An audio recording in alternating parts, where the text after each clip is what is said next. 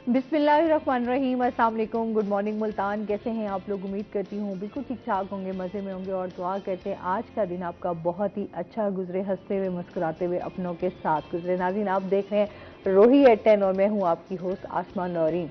जी नाज़रीन, कैसा जा रहा है आपका दिन?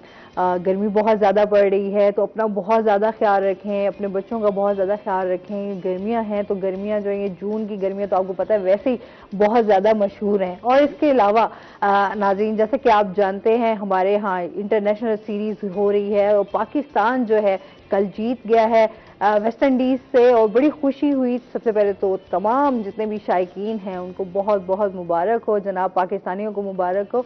और इसके साथ ही नाज़रीन, कल एक मज़ेदार मैंने वहाँ देखा कि शादाब को मिलने के लिए उनके फ़ैन जो हैं वो छलांग लगाकर जो है स्टेडियम में पहुँच गए और बड़े मज़े के साथ जो है उन्होंने जाके उनको गले भी लगाया, सलूट भी किया और उसके साथ कलाबाजियाँ भी लगाई। तो एक जो क्रिकेट का एक लव और एक शायकीन का इस तरह स्टेडियम्स का भर जाना, आबाद होना, ये जाहिर करता है कि अभी भी लोग जो है इस चीज़ को बड़ा मिस करें कि एक ही जगह इकट्ठा होना, प्यार, मोहब्बतें, मुस्कुराहटें बिखेरना, ये सब चाहते हैं। इंटरटेनमेंट हर इंसान चाहता है। इस टाइम में हम जो मुश्किल दोहराए पे खड़े हैं, जैसे कि कल जो है वो बजट भी पेश कर दिया गया और बजट की वजह से हर इंसान इस टाइम जो है वो बड़ा परेशान है। एक दफ़ा फिर जो है लोगों के लिए बड़ी मुश्किल पैदा कर दी गई है। जो आम बंदा है उसके ऊपर बहुत ज़्यादा इसके असरात हो रहे हैं, क्योंकि बेरोज़गारी हमारे मुल्क में बहुत ज़्यादा है, मसाइल हमारे बहुत ज़्यादा हैं और उनके जो हल है वो बड़ा कम है। तो दुआ करें कि अल्लाह ताला हमारे मुल्क के लिए आसानियाँ करे, हमारे लिए आसानियाँ करे जो हम इस मुश्किल टाइम से गुजर रहे हैं। इसी के साथ अपने प्रोग्राम का आगाज करते हैं। हमारे साथ गेस्ट मौजूद हैं, पहले उनका तारुफ करवा देती हूँ। आज हैं जी हमारे साथ सबसे पहले अली सुखनवर साहब हमारे साथ मौजूद हैं, जो कि प्रिंसिपल हैं गवर्नमेंट अलमदार हुसैन इस्लामिया एसोसिएट मुल्तान से। कॉलमनिस्ट भी हैं, बहुत सारे कॉलम्स भी लिखते हैं, नज़में भी लिखते हैं। आज हमारे साथ प्रोग्राम में मौजूद हैं। अस्सलाम वालेकुम। वालेकुम कैसे हैं आप? जी, आपकी ठीक ठाक हैं? वेलकम करते हैं अपने शो में। Thank you very much, very kind of. और इसके साथ ही जो हमारे दूसरे गेस्ट हैं वो हैं जी मोहम्मद अरशद अंसारी साहब, जो कि पेंटर हैं, आर्टिस्ट हैं बहुत अच्छे, और इसके साथ साथ जो है फाइन आर्ट्स में लाइब्रेरियन भी हैं। अस्सलाम वालेकुम, कैसे हैं आप? ठीक ठाक हैं? वेलकम करते हैं अपने शो में आपको। अच्छा जी नाज़रीन, और जो मैंने बड़ा खूबसूरत सा ये ड्रेस पहना हुआ है, बहुत ही खूबसूरत कलर है, बहुत ही खूबसूरत इसके ऊपर जो है वो कढ़ाई भी हुई हुई है और बहुत ही स्टाइलिश ये ड्रेस है। ये है जी रीत रंग एल22 का। आप उनकी बुटीक पर जा सकते हैं, विजिट कर सकते हैं जी। मिकाइल प्लाजा में उनकी बुटीक है। समर कलेक्शन बड़ी अच्छी आई हुई है, तो आप लाजमी जाएं और लाजमी विजिट करें। और इसके साथ ही पहले चलते हैं अपने सेगमेंट की तरफ, आज नेकी की बात। नहमदुहु व नसल्ली अला रसूलिहिल करीम, अम्मा बाद। मेरे दोस्तों, बुजुर्गों, भाइयों, आज का मेरा पैगाम ये है, अगर आप हलावत ईमानी पाना चाहते हैं, अपने दिल में ईमान की मिठास को महसूस करना चाहते हैं, उसके लिए बेहतरीन अमल ये है, अपनी निगाहों की हिफाजत फरमाओ, अपने निगाहों की हिफाजत करो। बैतुल्लाह का एक शख्स तवाफ कर रहा था, उसने अपना दायां हाथ दाएं आंख पे रखकर चीखे मार के तवाफ और रो रहा था। किसी ने पूछा, क्या हुआ, हाथ क्यों रखा है और रो क्यों रहा है? कहने लगा कि मैं तवाफ के दौरान कस्तन किसी खातून पे मैंने गलत नज़र डाली, आसमान से एक तमाचा आया, मेरी एक आंख ज़ाया हो गई, इसलिए रो रहा हूँ। खुदा न खास्ता अगर दूसरी निगाह डाली कहीं अंधा ना हो जाऊं। इसलिए मेरा पैगाम अपने भाइयों के नाम ये है, अपनी निगाहों की हिफाजत करो। अल्लाह मुझे भी आपको भी इस पर अमल करने की तौफीक अता फरमाए। व आखिरु दावाना अनिल हम्दुलिल्लाहि रब्बिल आलमीन। आमीन सुम आमीन। बहुत शुक्रिया आपका। अच्छा सर, वापस अपने टॉपिक की तरफ आते हैं। क्या हाल चाल है? ठीक ठाक हैं जी? अल्हम्दुलिल्लाह, माशाअल्लाह। अच्छा, आज हम सर से बात करेंगे। आज हम थोड़ा ड्रामा इंडस्ट्री पे, स्टेज पे जो हमारे सोशल इश्यूज हैं, जैसे हमारा जो है बहुत सारे प्लेटफॉर्म्स हैं जिस तरह उस पर बात करेंगे। साथ ही हम ये भी बात करेंगे कि हमारा जो एजुकेशन सिस्टम है उसको किस तरह बेहतर बनाया जा सकता है।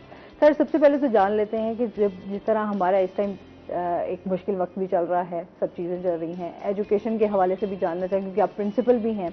تو اس حوالے سے بتائیں کہ ہمارے ایجوکیشن سسٹم کس طرح بہتر ہو سکتا ہے، ابھی اس پر کتنا کام کرنا چاہیے؟ دیکھیے، میرا خیال یہ ہے کہ بنیادی طور پہ ہمارے ایجوکیشن سسٹم کو ہی ٹھیک ہونے کی ضرورت ہے۔ آج میں جب دیکھتا ہوں تو بے شمار بچے بی ایس کر رہے ہیں، ایم ایس سیز کر رہے ہیں، ایف اے، بی اے وغیرہ وغیرہ، لیکن ان کے پاس نالج نہیں ہے، وہ بنیادیات سے ہی آشنا نہیں ہے۔ یہ میں نے شاید ایک پروگرام میں پہلے بھی یہاں عرض کیا تھا کہ مجھے پبلک سروس کمیشن میں بطور ممبر بیٹھنے کا سبجیکٹ کے حوالے سے اتفاق ہوا انگریزی کے لیکچرز کا جب انٹرویو ہو رہا تھا۔ میں تو ویسے بھی لوگوں کے لیے آسانیاں پیدا کرنے والا آدمی ہوں، تو زیادہ ان سے کمپلیکیٹڈ سوال، بچے ہوتے ہیں چھوٹے، ان سے کیا پوچھیں، لیکن جاتے جاتے میں ان سے ایک سوال ضرور کرتا تھا، بیٹا what does that abbreviation B S stand for? انگریزی کے اسٹوڈنٹس تھے۔ 99% of the students said BS stands for Bachelor of Science. اب B S bachelor of science, میں نے کہا اگر آپ نے بی ایس اردو کیا ہے تو آپ کیا بنائیں گے اس کو؟ Bachelor of science in Urdu, bachelor of science in عربی، بیچلر آف سائنس، یعنی اس کا بنیادی لفظ ان لوگوں کو، بچوں کو جو بیچلر اسٹڈیز ہونا چاہیے تھا، یہ بنیادی چیزیں ہیں، ہم نالج نہیں دے رہے ہیں۔ ہم صرف لوگوں کو ایک وہ اسٹیریوٹائپ کتابیں ہیں، نیٹ ہے وغیرہ وغیرہ، وہ دیے جا رہے ہیں، اس کا ان پہ اثر کوئی نہیں۔ اور وہ ہمارے ہاں جو ایجوکیشن ہے نا، وہ بچے کو، اسٹوڈنٹ کو ایک پریکٹیکل وجود نہیں دیتی ہے کہ وہ معاشرے میں کس طرح سے، اگر یہ ہمارے ہاں ٹیکنیکل ایجوکیشن پہ توجہ دی جاتی، لوگوں کو ہنر سکھایا جاتا، یہ ایف اے بی اے کر کے یا ایون بی ایس کر کے ان میں سے کتنے لوگوں کے آگے ایڈمیشنز ہوتے ہیں؟ نہیں ہوتے، کیونکہ وہ میرٹ پر ہی نہیں ہوتے۔ وہ شروع کے 5 7 8 بچے کہیں نہ کہیں ایڈجسٹ کر جاتے ہیں، باقی پھر وہ ہاتھ میں فائلیں پکڑے ہوئے ایک دفتر سے دوسرے، دوسرے سے تیسرے، تیسرے سے چوتھے میں۔ دیکھیں، اگر کوئی آدمی کیمرہ آپریٹ کرنا جانتا ہے، چاہے وہ آپ کو ویڈیو کیمرہ ہے یا اسٹل فوٹوگرافی کی بات ہے، وہ کبھی بھی بھوکا نہیں رہے گا، وہ کبھی فاقوں نہیں مرے گا۔ اسے کسی کے پاس اگر اس کو امکانات نہیں ملتے نا، اس کو صرف ایک چیز چاہیے، دیٹ از کیمرہ، اور وہ اس کی مدد سے اپنا روزگار ضرور چلا لے گا۔ اگر کوئی گٹارسٹ ہے، کوئی پیانو بجانا جانتا ہے، یا اس کے پاس ٹیلنٹ ہے، کوئی وہ بجلی کا کام جانتا ہے، لکڑی کا کام جانتا ہے۔ اب انٹرنیشنلی آپ دیکھیں نا، یہ ہم اس بات پر خوش ہوتے ہیں کہ ہمارے اتنے ہزار اسٹوڈنٹس جو ہیں وہ یونیورسٹیوں سے نکل آئے، وہ نکل کے کیا کیا انہوں نے؟ ان کے پاس کچھ نہیں ہے، وہ خالی ہاتھ ہیں۔ ان سے کاغذ چھین لیں آپ ان کی ڈگری کا، اور پھر ان کو بتائیں کہ تمہاری کیا پہچان ہے۔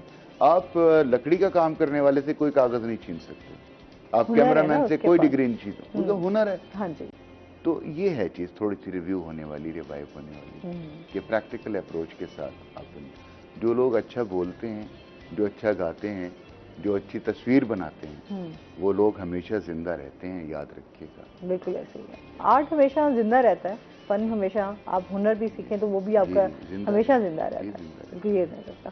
آج کے ویسے بھاگ دوڑ میں اتنا ہوتا ہے کہ لوگ ڈگریاں تو لے لیتے ہیں، آپ نمبرز حاصل کرنے کی اس میں گیا، اچھا بس صرف پاس ہو جائیں، ڈگری آ جائے ہمارے پاس، بس پھر ہم کمپلیٹ ہیں۔ جی، حالانکہ وہ کمپلیشن نہیں ہے۔ ہاں بالکل ایسے ہی ہے۔ اچھا سر، آپ کے بارے میں جاننا چاہیں گے تھوڑا، پینٹنگ کب سے سٹارٹ کی، بچپن سے یا پھر آپ نے سیکھا پراپر؟ تھوڑا سا اپنے بارے میں ہمیں بتائیں۔ یہ فائن آرٹ اصل میں آرٹسٹ جو ہوتا ہے بائی برتھ، اس میں کچھ چیزیں ہوتی ہیں جو آگے جا کے وہ امپروو کر جاتا ہے اپنی فیلڈ کے مطابق، اس میں بہتری لاتا رہتا ہے وقت کے ساتھ ساتھ۔ تو یہ اصل میں یہ ہے ہی علم، بصری اشاروں کا علم، یعنی جس کا تعلق نظر سے ہے، دیکھنے سے۔ جس طرح ایک لکھاری دانشور اپنے لفظوں سے ایک سٹوری بناتا ہے، ناول جو بھی لکھتا ہے ایک کتاب کی شکل دیتا ہے، اسی طرح آرٹسٹ اپنے اسٹروک کے ذریعے، برش کے ذریعے ایک آرٹ پیس بنا کے، وہ ایک پوری ایک کہانی ہوتی ہے اس میں، ایک آرٹ پیس میں جو وہ بیان کی جاتی ہے، اس کے اپنے خیالات کو وہ کینوس پہ کنورٹ کر دیتا ہے۔ وہ لفظوں کی بجائے एक कैनवस के जरिए पूरी स्टोरी पूरी देखने स्टोरी वाले को आपके, बता हाँ, देता है। बिल्कुल ऐसे ही है।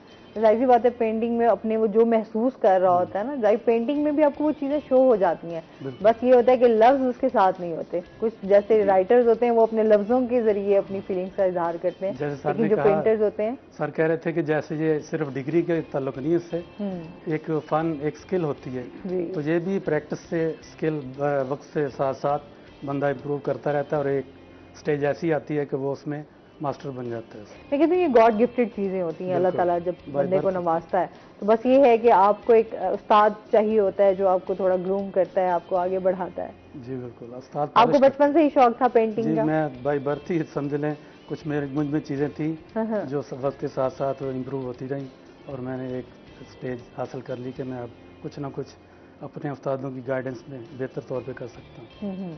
कितनी पेंटिंग्स बना चुके हैं? ये साल में मैं 4-5 पेंटिंग्स बना लेता हूँ। तो ये बनानी भी चाहिए क्योंकि प्रैक्टिस फ्री होती है। एक बंदा साल में 5-6 बनाता है, एक 5 साल में एक बनाता है, तो जो ज़्यादा बनाएगा उसी की प्रैक्टिस ज़्यादा होगी, उसका काम बेहतर होगा। मेरे ख्याल में तो यही होना चाहिए। अच्छा, स्टूडेंट्स, आजकल के स्टूडेंट्स में आप कितना रुझान देखते हैं? अब कंप्यूटर का दौर है, नेट का दौर है, तो स्टूडेंट भी शॉर्टकट देखते हैं, रेफरेंस नेट से लेते हैं, जबकि नेचर को लाइव स्टडी करना चाहिए। मेरी फील्ड भी नेचर की है, लैंडस्केपिंग करता हूँ मैं ज़्यादा शौक से, उसमें कंफर्टेबल होता हूँ। सही। तो ये रेफरेंस लाइव हो तो उसमें ज़्यादा चीज़ देखने वाले को भी अट्रैक्ट करती है, बजाय इसके कि कोई कॉपी की जाए। खुद अगर लाइव किया जाए तो वो ज़्यादा अच्छा आर्ट पीस बनता है। वो जाहिर सी बात है, खूबसूरती भी तभी आती है जब आपकी अपनी आप क्रिएट करते हो उसमें, जिस चीज़ को डायरेक्ट ऑब्जर्व करके फिर उसको बनाना। सही। तो आजकल जिस तरह है, बहुत सारे बच्चों को शौक है, मैं समझती हूँ टैलेंट की कमी नहीं है हमारे मुल्क में, तो जो लोग ज्वाइन करना चाहते हैं, जो इस तरफ पेशे में आना चाहते हैं, क्या कहना चाहेंगे आप? जी, अक्सर में प्रॉब्लम होता है जब बच्चे एडमिशन के लिए आते हैं हमारे पास फाइन आर्ट्स कॉलेज में, तो उनको एक टेस्ट से गुजरना पड़ता है, इंग्लिश का, और ये ड्राइंग टेस्ट हम लेते हैं उसका। तो वो अगर प्रैक्टिस में हो तो टेस्ट अच्छा हो जाता है, अगर टेस्ट में वो क्लियर नहीं है तो फिर वो अपने लिए भी प्रॉब्लम होता है उनका, और टीचर के लिए भी प्रॉब्लम करते हैं वो। अच्छा, कुछ लोगों को बड़ा शौक होता है लेकिन वो पेंटर होते नहीं है, लेकिन वो सीखना चाह रहे होते हैं कि हम प्रॉपर सीखें और हम इसको आगे बढ़ाएं।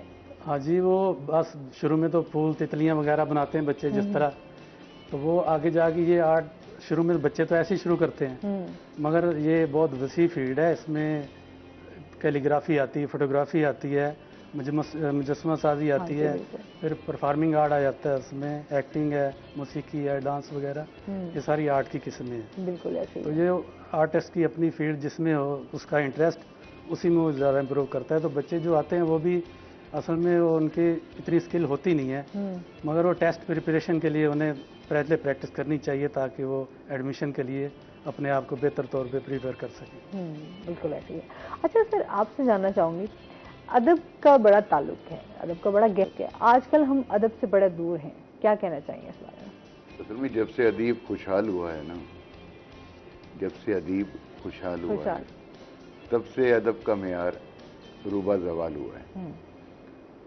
वो ज़माने थे, गुर्बत इंसानों को बहुत कुछ सिखाती है, खुशहाली नहीं सिखाती। गुर्बत, परेशानी, मसाइल आपके अंदर छुपे हुए फनकार को, लिखारी को, शायर को। अब ये आजकल ज़माना और है, एयर कंडीशन कमरों में बैठकर आप गुर्बत की दास्तानें लिखेंगे, दैट इज़ क्वाइट अननेचुरल। ये जिनकी हम कहानियां सादत हसन मंटो की पढ़ते हैं और बड़े बड़े नाम गुजरे हैं, बड़े बड़े, आज के ज़माने में उनके बराबर का कोई एक आदमी भी नहीं है। शायर लुधियानवी को देख लें, और शुअरा को देख लें, लिखारियों को देख लें, इवन मुबल्लिगीन को देख लें।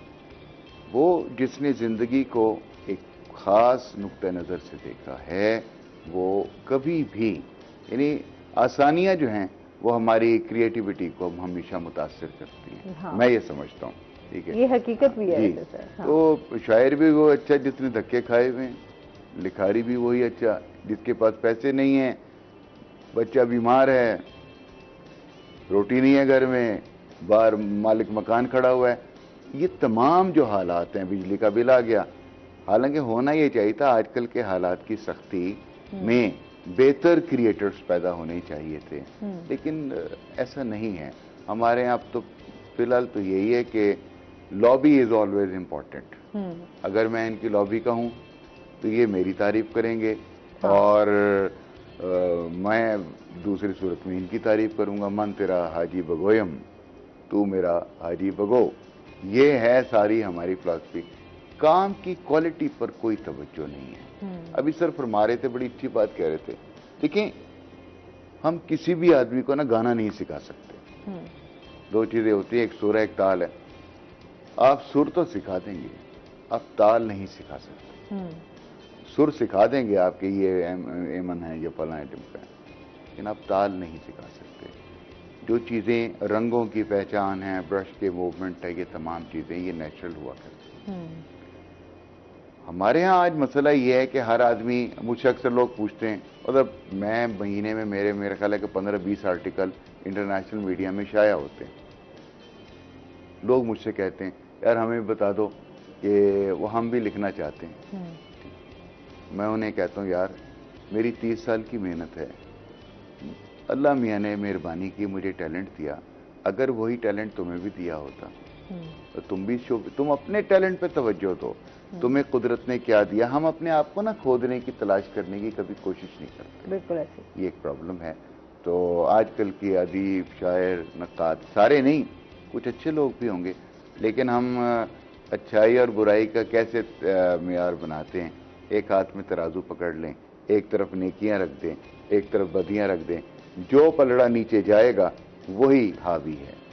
ہمارے ہاں بھی دیکھ لیں کہ کوئی شاعر ہے، وہ تھوک کے حساب سے شاعری کرے. تھوک کے حساب سے لوگوں نے مشینیں لگائی ہوئی شاعری کرنے کی. نہ وہ عروج سے آشنا ہیں، نہ انہیں قافیہ معلوم ہے، کچھ نہیں ہے. شاعر، ہر آدمی شاعر ہے.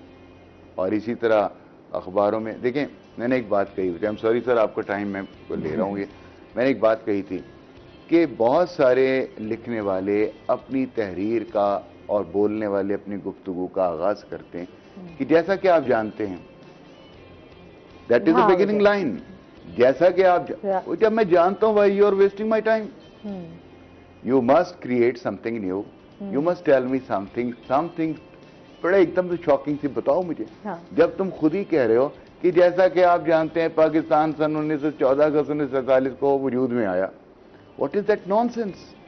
یار پاکستان میں ہم رہتے ہیں، ہمارے خون اس کے اندر شامل ہے، ہماری سانس ہے، یہ ہمارا یہ بلڈ گروپ ہے. اور تم مجھے بتا رہے جیسا کہ آپ جانتے ہیں پاکستان 14 اگست 1947. آپ یہ جب 14 اگست کو سپلیمنٹ نکلتے ہیں اخباروں کے، یا ایون معذرت کے ساتھ آپ کی جو پروگرامز بھی ہوتے ہیں، اس میں جو اینکرز ہیں اور جو اس میں جو رائٹرز ہیں، in most of the cases ان کا جو انٹروڈکٹری جو سینٹینس ہے وہ یہی ہے، جیسا کہ آپ جانتے ہیں کہ پاکستان 14 اگست کو. You are simply wasting my time. یہ ہے ساری بات. جی وہی سر بات یہ ہے نا کہ کچھ چیزیں آپ میسج جو آپ کنوے کرنا چاہ رہے ہوتے ہیں، ظاہر سی بات ہے آپ اس کو ان سے مخاطب ہو کے ہی بولیں گے نا. آپ جس طرح میسج میں آپ نے کوئی میسج دینا ہے تو آپ ان کو کنوے کریں گے تو اپنے طریقے سے کریں گے.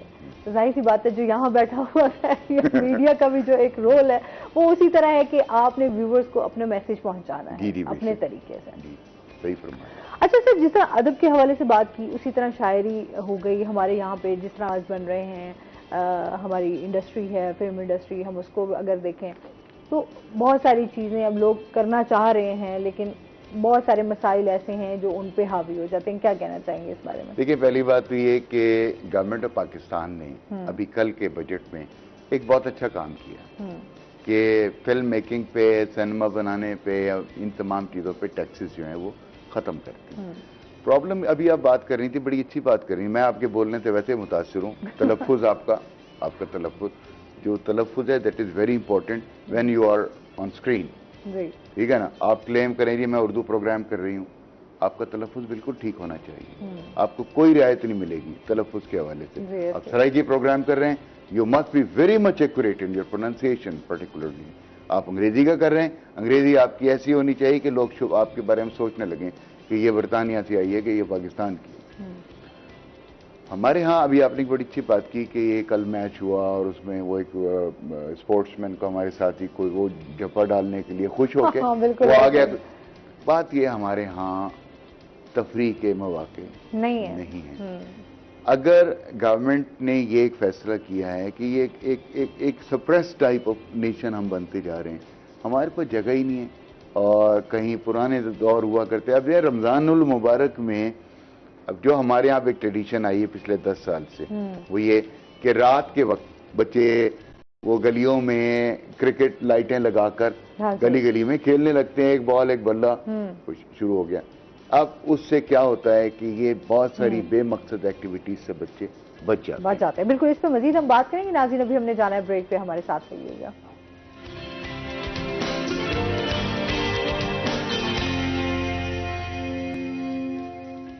वेलकम बैक नाज़रीन, रूही 10 में आपको खुश आमदीद कहते हैं जनाब। और आज हम बात कर रहे हैं अदब के हवाले से और साथ साथ पेंटिंग के हवाले से भी बात हो रही है। सर, आर्ट को हम कैसे प्रमोट कर सकते हैं? आर्ट पे जैसे मैंने कहा कि ये बाय बर्थ चीज़ें होती हैं, तो ये आर्टिस्ट जो है वो बनाया नहीं जाता, बना बनाया कुछ होता है। और उस्तादों की ज़ेरे निगरानी उसमें निखार आता है, उसके काम में, उसकी डिस्प्ले में। अब जब मैंने स्टार्ट किया तो शुरू में बच्चों वाला काम ही था। फिर मैंने एडमिशन लिया, यहाँ मास्टर किया फाइन आर्ट्स में जेके यूनिवर्सिटी से। फिर मैंने हर साल 3-4 पेंटिंग बनाता गया। अब इस स्टेज पे मैंने अपना एग्जीबिशन किया है। तो डॉक्टर सोफिया उमर हमारी प्रिंसिपल हैं, उनके साथ में तमाम उनके जो भी एग्जीबिशन होते रहे उनके साथ साथ रहा हूँ, तो बहुत कुछ सीखा मैंने उनसे। और मेरा जो डिस्प्ले करना था उसमें मुझे कोई ऐसी मुश्किल पेश नहीं आई अपने डिस्प्ले में। तो अभी भी लगा हुआ है हमारी आर्ट गैलरी में। तो डॉक्टर सोफिया वैसे भी इसमें बहुत फोकस करती हैं आर्टिस्ट को प्रमोट करने में, आर्ट को प्रमोट करने में। स्टूडेंट के लिए वो ख़ास तौर पे इंस्ट्रक्शन देती है, उन्हें कोई प्रोजेक्ट मिले तो वहाँ भेजती हैं ताकि नई जगह पे वो नया काम सीखें, कुछ ना कुछ बेहतर करें अपने आप को। सर, हमारे यहाँ म्यूज़ियम की भी तो बड़ी कमी है, यहाँ बननी है बड़ी। हमारा ये अलमिया है, इसमें मुल्तान से रिलेटेड साउथ पंजाब में बड़ा म्यूज़ियम नहीं है। हाँ, क्या कहना चाहेंगे इस बारे में? बिल्कुल, ये अब सुना है कि इसमें गवर्नमेंट ने किया है कोई म्यूज़ियम और आर्ट गैलरी होनी बहुत ज़रूरी है। लाहौर, कराची, इस्लामाबाद ये तो आर्ट के हब हैं। हाँ। तो वहाँ तो बहुत प्रमोट होता है, आर्ट बिकता है। जब तक बिके ना तो नई चीज़ नहीं बनती। एक आर्टिस्ट बनाता है, वो स्टोर होती जाती है, कबाड़ बनती जाती चीज़। या तो वो डिस्प्ले करे कहीं ना कहीं, किसी गैलरी को दे, या गिफ्ट करेगा फिर, ताकि वो कोई देखें लोग उसे। तो ये म्यूज़ियम और आर्ट गैलरी का होना बहुत ज़रूरी है ताकि आर्टिस्ट का काम किसी गिनती में आए, उसे प्रमोट किया जाए, उसकी वैल्यू बने, और वो जब अर्निंग हो तो फिर और भी काम करे वो उसमें। बिल्कुल, जाहिर सी बात है। अच्छा, जिस तरह जिद्दत आती जा रही है, जाहिर सी बात है, उसके हवाले से आप क्या कहना चाहेंगे? इसमें कितनी जिद्दत आई है पेंटिंग? हाँ, ये पेंटिंग में भी, आर्ट में बहुत जिद्दत आई है। अब ग्राफिक डिज़ाइन है और उसमें ज़्यादा इसमें प्रमोशन हुई। फाइन आर्ट तो ज़्यादा मैनुअल वर्क है, तो ग्राफिक डिज़ाइन जो है वो कंप्यूटर बेस्ड है। जैसे एनिमेटेड फिल्में आ रही हैं, 3D आर्ट है, तो सारा वो ग्राफिक डिज़ाइन में आता है, एनिमेशन में आता है। तमाम अब बगैर आर्टिस्ट के, बगैर फनकार के फिल्में बन रही हैं। उसमें ह्यूमन प्रेजेंस नहीं होती, उसमें ह्यूमन एक्टर नहीं होता। हाँ, बिल्कुल। उसमें वो एक कैरेक्टर क्रिएट किया जाता है कंप्यूटर पे सॉफ्टवेयर के ज़रिए, और एक स्टूडियो में पूरी फिल्म बन जाती है। उसमें कोई आउटडोर शूटिंग नहीं होती, इफेक्ट डाले जाते हैं और वो कैरेक्टर क्रिएट किया जाता है कंप्यूटर पे, उसी पे एनिमेटेड फिल्में बन रही हैं। और वही ज़्यादा बिजनेस भी उन्हीं फिल्मों का जा रहा है। आप क्या समझते हैं, आर्टिस्टों पर इसके क्या असरात? बिल्कुल है। एक फनकार ने एक काम करना है जाके फिजिकली, और उसकी जगह एक कार्टून ने काम करना है, तो आर्टिस्ट का तो हर्ज हुआ ना उसमें। इसी तरह जैसे आर्ट नहीं बेचेगा तो आर्टिस्ट का फर्ज होगा, इसी तरह आर्टिस्ट काम नहीं करेगा। सारा दारोमदार ही सिर्फ उसी चीज पे ही है। जाहिर है वो कंप्यूटर बेस्ड चीज़ें आ गई हैं, स्पीड में आ गई हैं, शॉर्टकट हो गए हैं, तो वो हर चीज़ पे इफेक्ट कर रही है ये चीज़। क्या क्या मसाइल देखते हैं आर्टिस्टों में? ज़्यादा मसले तो यही हैं कि उसको, उसके काम को सराहा जाए, उसकी हौसला अफजाई की जाए, और हौसला अफजाई उसी में होती है कि उसके काम को हर जगह पे अप्रिशिएट किया जाए। वरना वो एक स्टेज आएगी कि वो इतना उसके तक काम जमा हो जाएगा, वो नेक्स्ट काम नहीं करेगा, बंद हो जाएगा, वो प्रैक्टिस उसकी ख़त्म हो जाएगी, और ना ही वो अपनी स्किल दूसरों तक मुंतकिल कर सकेगा। तभी करेगा जब वो खुद उसको पता होगा कि मेरा काम जो है अप्रोच हो रहा है उसकी, तो दूसरों को भी सिखाएगा। तो इस तरह हर तो होता है फिर इस तरह। अच्छा, गवर्नमेंट कितना सपोर्ट कर रही है आर्ट के हवाले से? गवर्नमेंट लेवल पे इंस्टीट्यूशन तो हैं ऑलरेडी। अब जो स्कूल लेवल पे, कॉलेज लेवल पे इसको सब्जेक्ट को दूसरे तीसरे सेमेस्टर में प्रमोट किया जा रहा है, इसमें रखा जा रहा है। बीएस प्रोग्राम के कॉलेजेस में भी आ गया प्रोग्राम, स्कूलों में आर्ट टीचर रखे जा रहे हैं, तो वहाँ आर्टिस्ट की खपत है। डिप्लोमा होल्डर, डिग्री होल्डर वहाँ एज ए आर्ट टीचर जो है अपॉइंट हो रहे हैं। तो ये कुछ ना कुछ हौसला अफजा है बात। स्टूडेंट्स का भी रुझान है? हाँ बिल्कुल, वो जो जिसमें होती स्किल वो तो आता है, लाजमी हमारे पास पहुंच जाता है। अच्छा, जाहिर सी बात है, आर्ट को जिंदा रखने में टीचर का भी एक बड़ा रोल होता है, फिर हमारे माशरे का बड़ा अहम किरदार होता है। ये दोनों चीजें साथ चलती हैं तो आर्ट भी जिंदा रहता है। ऐसा है सर? आप क्या कहना चाहेंगे इस बारे में? जी, मैं मुत्तफिक हूँ आपकी राय। सही है। अच्छा, आर्ट के हवाले से भी बात हो रही है, सर आप आर्ट के हवाले से आप क्या कहना चाहेंगे? थोड़ा मैंने सोचा आपसे भी, आप भी माशाल्लाह टीचर हैं, इस शोबे से मुंसलिक हैं, आप क्या कहना चाहेंगे आर्ट के बारे में? आर्ट की कौन सी सिन्फ के बारे? सारी जो इसमें इकसाम मुख्तलिफ भी आ जाती हैं, जिस तरह हमारे यहाँ पे मुजस्समा साजी है, ब्लू पोट्री है, हमारे यहाँ की अगर हम कल्चर की बात करें, हमारा माशाल्लाह बहुत रिच है, उसके हवाले से बात करना चाह रही हूँ। देखिए, आर्ट की तरवीज के लिए पहली बुनियादी चीज़ ये है कि जो फनपारे हैं वो लोगों की रसाई में हों। अब आप बेशक जितनी मर्जी म्यूजियम बना लें, जहाँ भी कलेक्शंस आप लोगों के लिए, जब तक पब्लिक की रसाई नहीं होगी चीज़ों तक। अब देखें, आप टेक्सला कभी जाएं, आप देखें वहाँ म्यूजियम बना हुआ है, इवन लाहौर का म्यूजियम बना हुआ है। उस म्यूजियम के अंदर जाना बहरहाल एक मरहला होता है। मैं अपने 3 बच्चों के साथ, बीवी के साथ, दोस्तों के साथ अगर मैं जाना चाहता हूँ, ये पर्टिकुलरली मैं टेक्सला के हवाले से बात करूँगा, वहाँ इतनी हर्डल्स हैं दरमियान में, इतनी हर्डल्स होती हैं, फला मौका, ये टिकट, ये कि पब्लिक की रसाई में जब तक आप नहीं देंगे चीज़ों को, ईजी अप्रोच नहीं देंगे जब तक आप। अब देखिए ना, ये स्टेज ड्रामे होते हैं जी। स्टेज ड्रामे में अगर उसमें कैटेगरीज होती हैं सीटों की, अगर आपको मालूम होगा कि सबसे महंगा जो है वो डी, ए, बी, सी, डी होता है सबसे महंगा। अच्छा, और वो आखिर में जो बैठा बेचारा वो ऊपर। अब होता सिर्फ ये उसकी रसाई में जो है वो, यानी फिल्म की बात, फिल्म और टीवी में, फिल्म और स्टेज में दोनों में फर्क ये है कि स्टेज ड्रामा जो आगे बैठा है वो महंगा है, और फिल्म में जो आगे बैठा है वो सिर अदाकारों के जूते देख रहा होता है वहाँ बैठा हुआ। लेकिन बात यह है कि चीज़ों को ना पब्लिक की रसाई में लाने की कोशिश करें।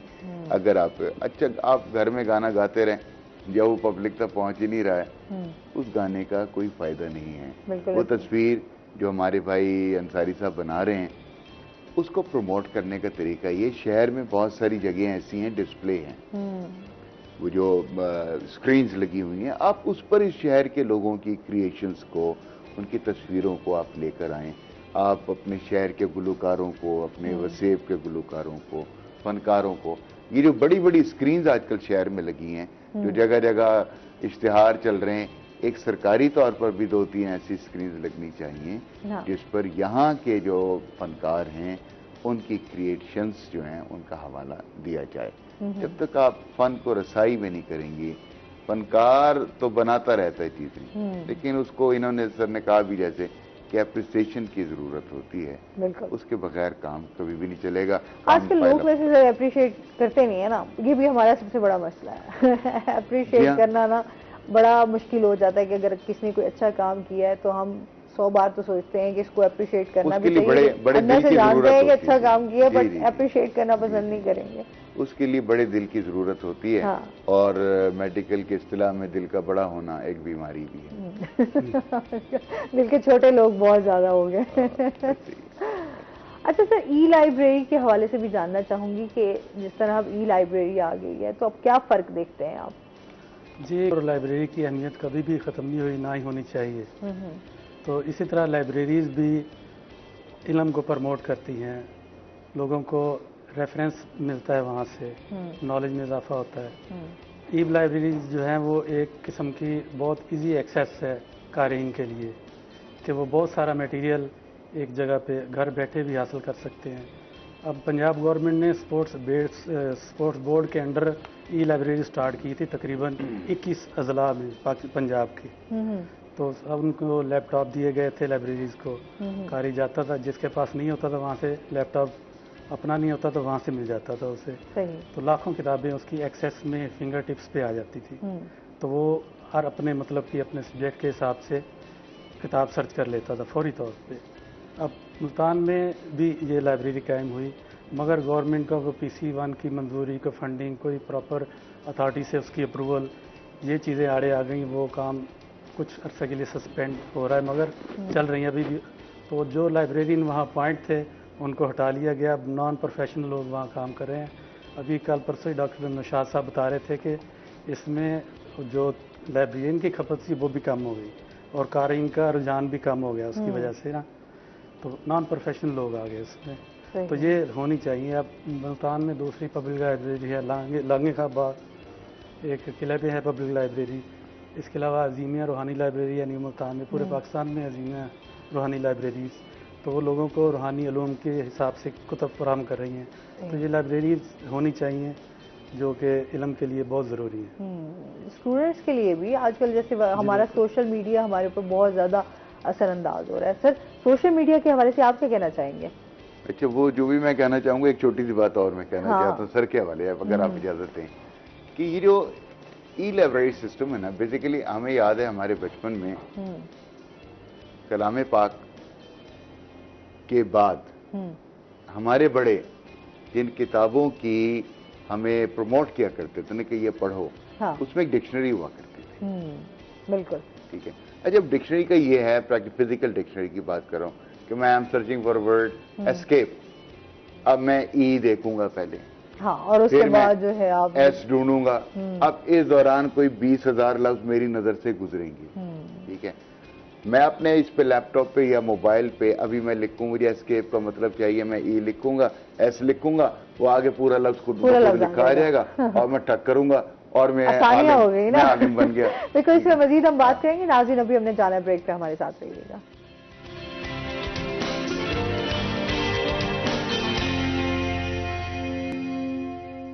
वेलकम बैक नाज़रीन, रोही एट10 में आपको खुश आमदीद कहते हैं। बात कर रहे हैं हम सोशल मीडिया के हवाले से कि किस तरह वो हमारी ज़िंदगी को मुतासिर कर रहा है।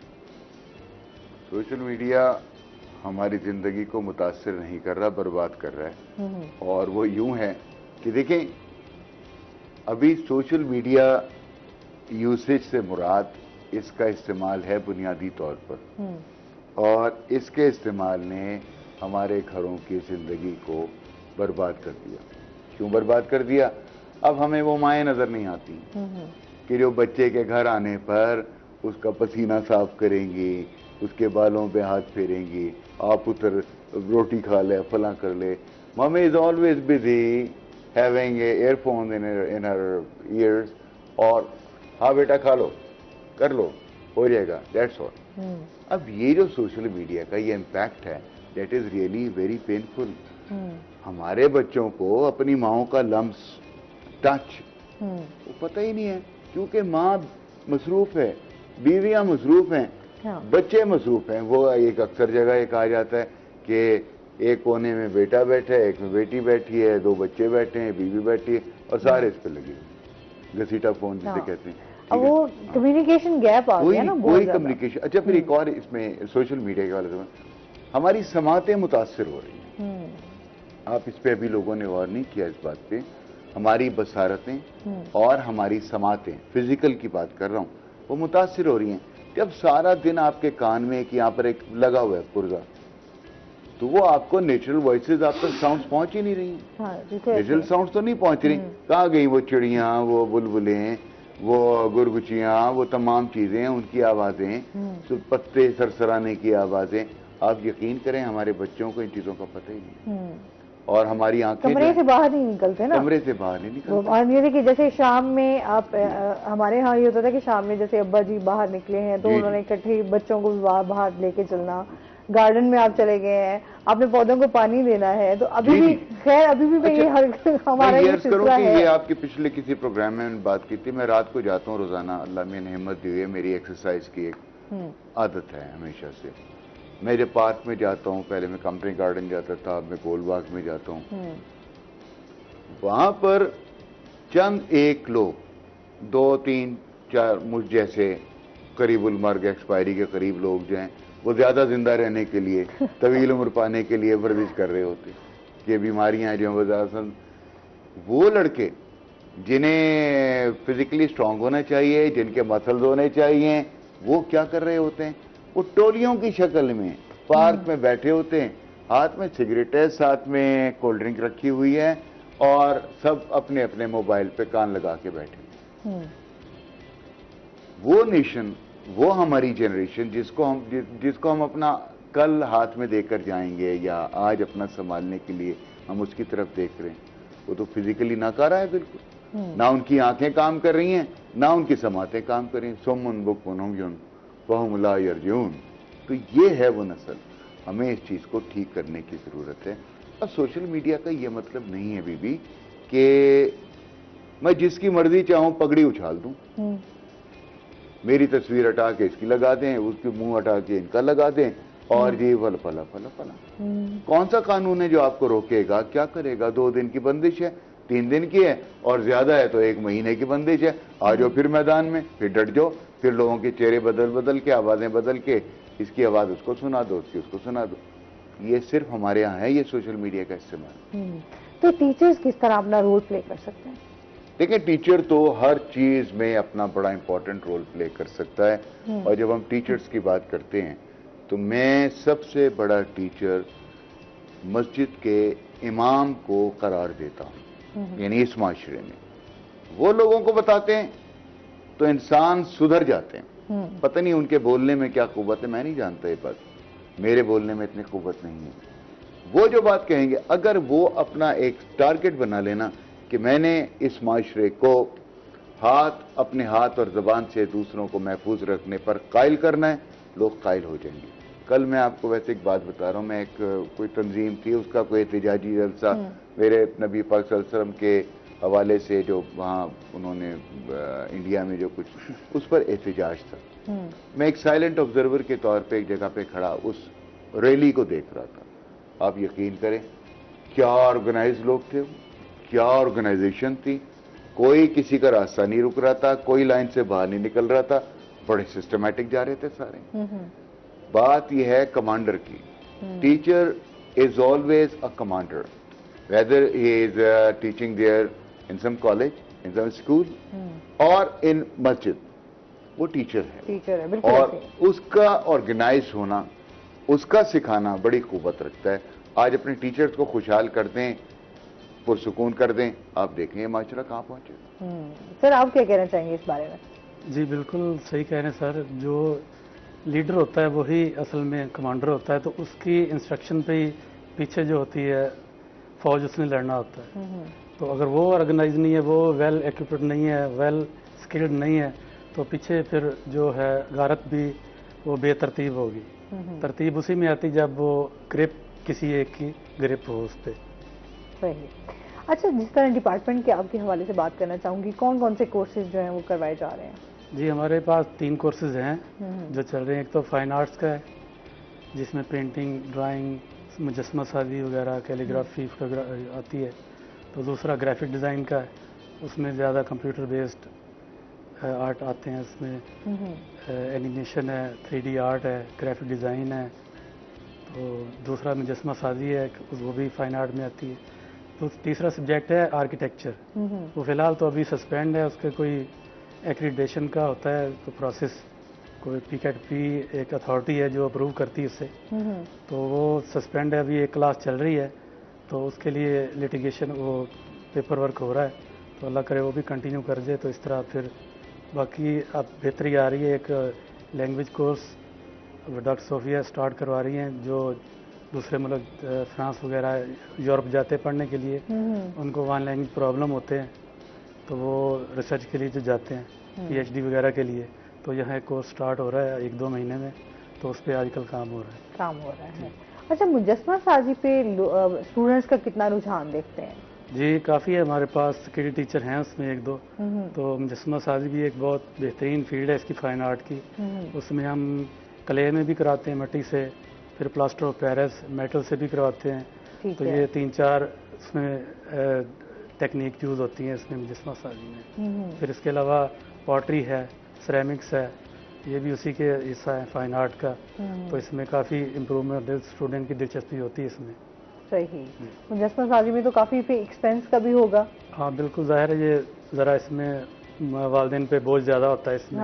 اگر وہ میٹل میں کریں، پیتل میں، تانبے میں، تو اس میں زیادہ پھر خرچ ہوتا ہے. اس کی مولڈنگ کاسٹنگ بھی ذرا محنت طلب اور مہنگی ہوتی ہے. یہاں ہمارا گیس کا ایشو ہوتا ہے زیادہ، وہ ہماری بھٹی جو ہے کلن وہ گیس پہ چلتی ہے، وہ شارٹ ہو جائے تو پھر ہم کلے کا جو ماڈل ہے اس کو بیک نہیں کر سکتے. تو یہ پرابلم بھی ہے گورنمنٹ لیول کے جو درست ہونے چاہیے.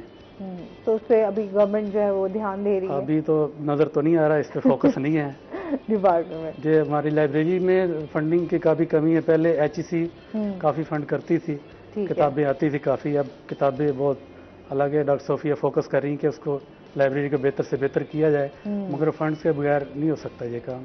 تو یہ گورنمنٹ لیول پہ کرنے والا کام ہے. اور بہت سارے ایسے مسائل ہیں جو ہم نے بھی حل کرنے ہیں اور ساتھ میں ہماری گورنمنٹ نے بھی ہمیں سپورٹ کرنا ہے. اچھا جی بہت شکریہ، بہت اچھا لگا آپ دونوں ہمارے شو میں آئے.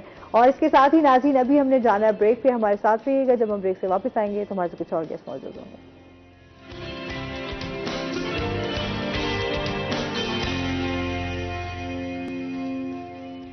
ویلکم بیک ناظرین، روہی ایٹ 10 میں آپ کو خوش آمدید کہتے ہیں. اور بریک کے بعد ہمارے ساتھ گیسٹ موجود ہیں. جی سب سے پہلے آج ہمارے ساتھ موجود ہیں شیخ وسیم صاحب، جو کہ مقامی صنعت کار بھی ہیں اور اس کے ساتھ فیڈرل چیمبر آف کامرس کے نمائندے بھی ہیں. السلام علیکم، کیسے ہیں آپ؟ ٹھیک ٹھاک ہیں؟ ویلکم کرتے ہیں اپنے شو میں آپ کو. اور اس کے ساتھ ہی جو ہمارے دوسرے گیسٹ ہیں وہ ہیں جی پروفیسر ڈاکٹر ناصر ندیم صاحب، جو کہ ایگریکلچر اکانومسٹ ہیں محمد نواز شریف یونیورسٹی سے. السلام علیکم، کیسے ہیں آپ؟ ٹھیک ٹھاک ہیں؟ ویلکم کرتے ہیں اپنے شو میں آپ کو. اور جیسا کہ ناظرین میں نے پروگرام کے سٹارٹ میں بات کی تھی کہ بجٹ جو کل پیش ہوا ہے، منظور ہوا ہے، اس پر آج ہم بات کریں گے کہ ایک آدمی، ایک عام انسان کتنا متاثر ہوا ہے اس سے. کیونکہ پہلے ہی وہ بہت سارے مسائل میں جکڑا ہوا ہے، اور اب مزید جو بجٹ آیا، اس کے بعد جو ٹیکسز اور اس کے بعد جو چیزیں آ رہی ہیں سامنے، اس سے ایک عام آدمی کی زندگی جو ہے وہ بہت زیادہ مشکل ہو گئی ہے. اس پہ بات کریں گے. سر آپ کیا کہنا چاہیں گے جو بجٹ پیش ہوا ہے، ایک عام انسان کی زندگی کتنی متاثر ہوگی اس سے، اور اس کے ساتھ ساتھ ہماری جو ملک کی معیشت ہے اس پہ کتنا اثر انداز ہوگا یہ؟ دیکھیں اس میں یہ ہے کہ اگر تو عام آدمی کی بات کریں تو جو بجٹ آیا ہے یہ کہنا چاہیے کسی حد تک اسی طرح کا بجٹ متوقع تھا، کیونکہ جن حالات میں یہ بجٹ بنایا گیا ہے یہ مکمل جو ہے اس وقت IMF کے جو ہدایات ہیں ان کے شیڈو میں یہ بجٹ بنایا گیا ہے. اور ظاہر ہے کہ ان لوگوں کے جو ڈائریکشنز آئی ہیں ان کو دیکھتے ہوئے ہی اس بجٹ کے اندر جو ہے وہ اہداف مقرر کیے گئے.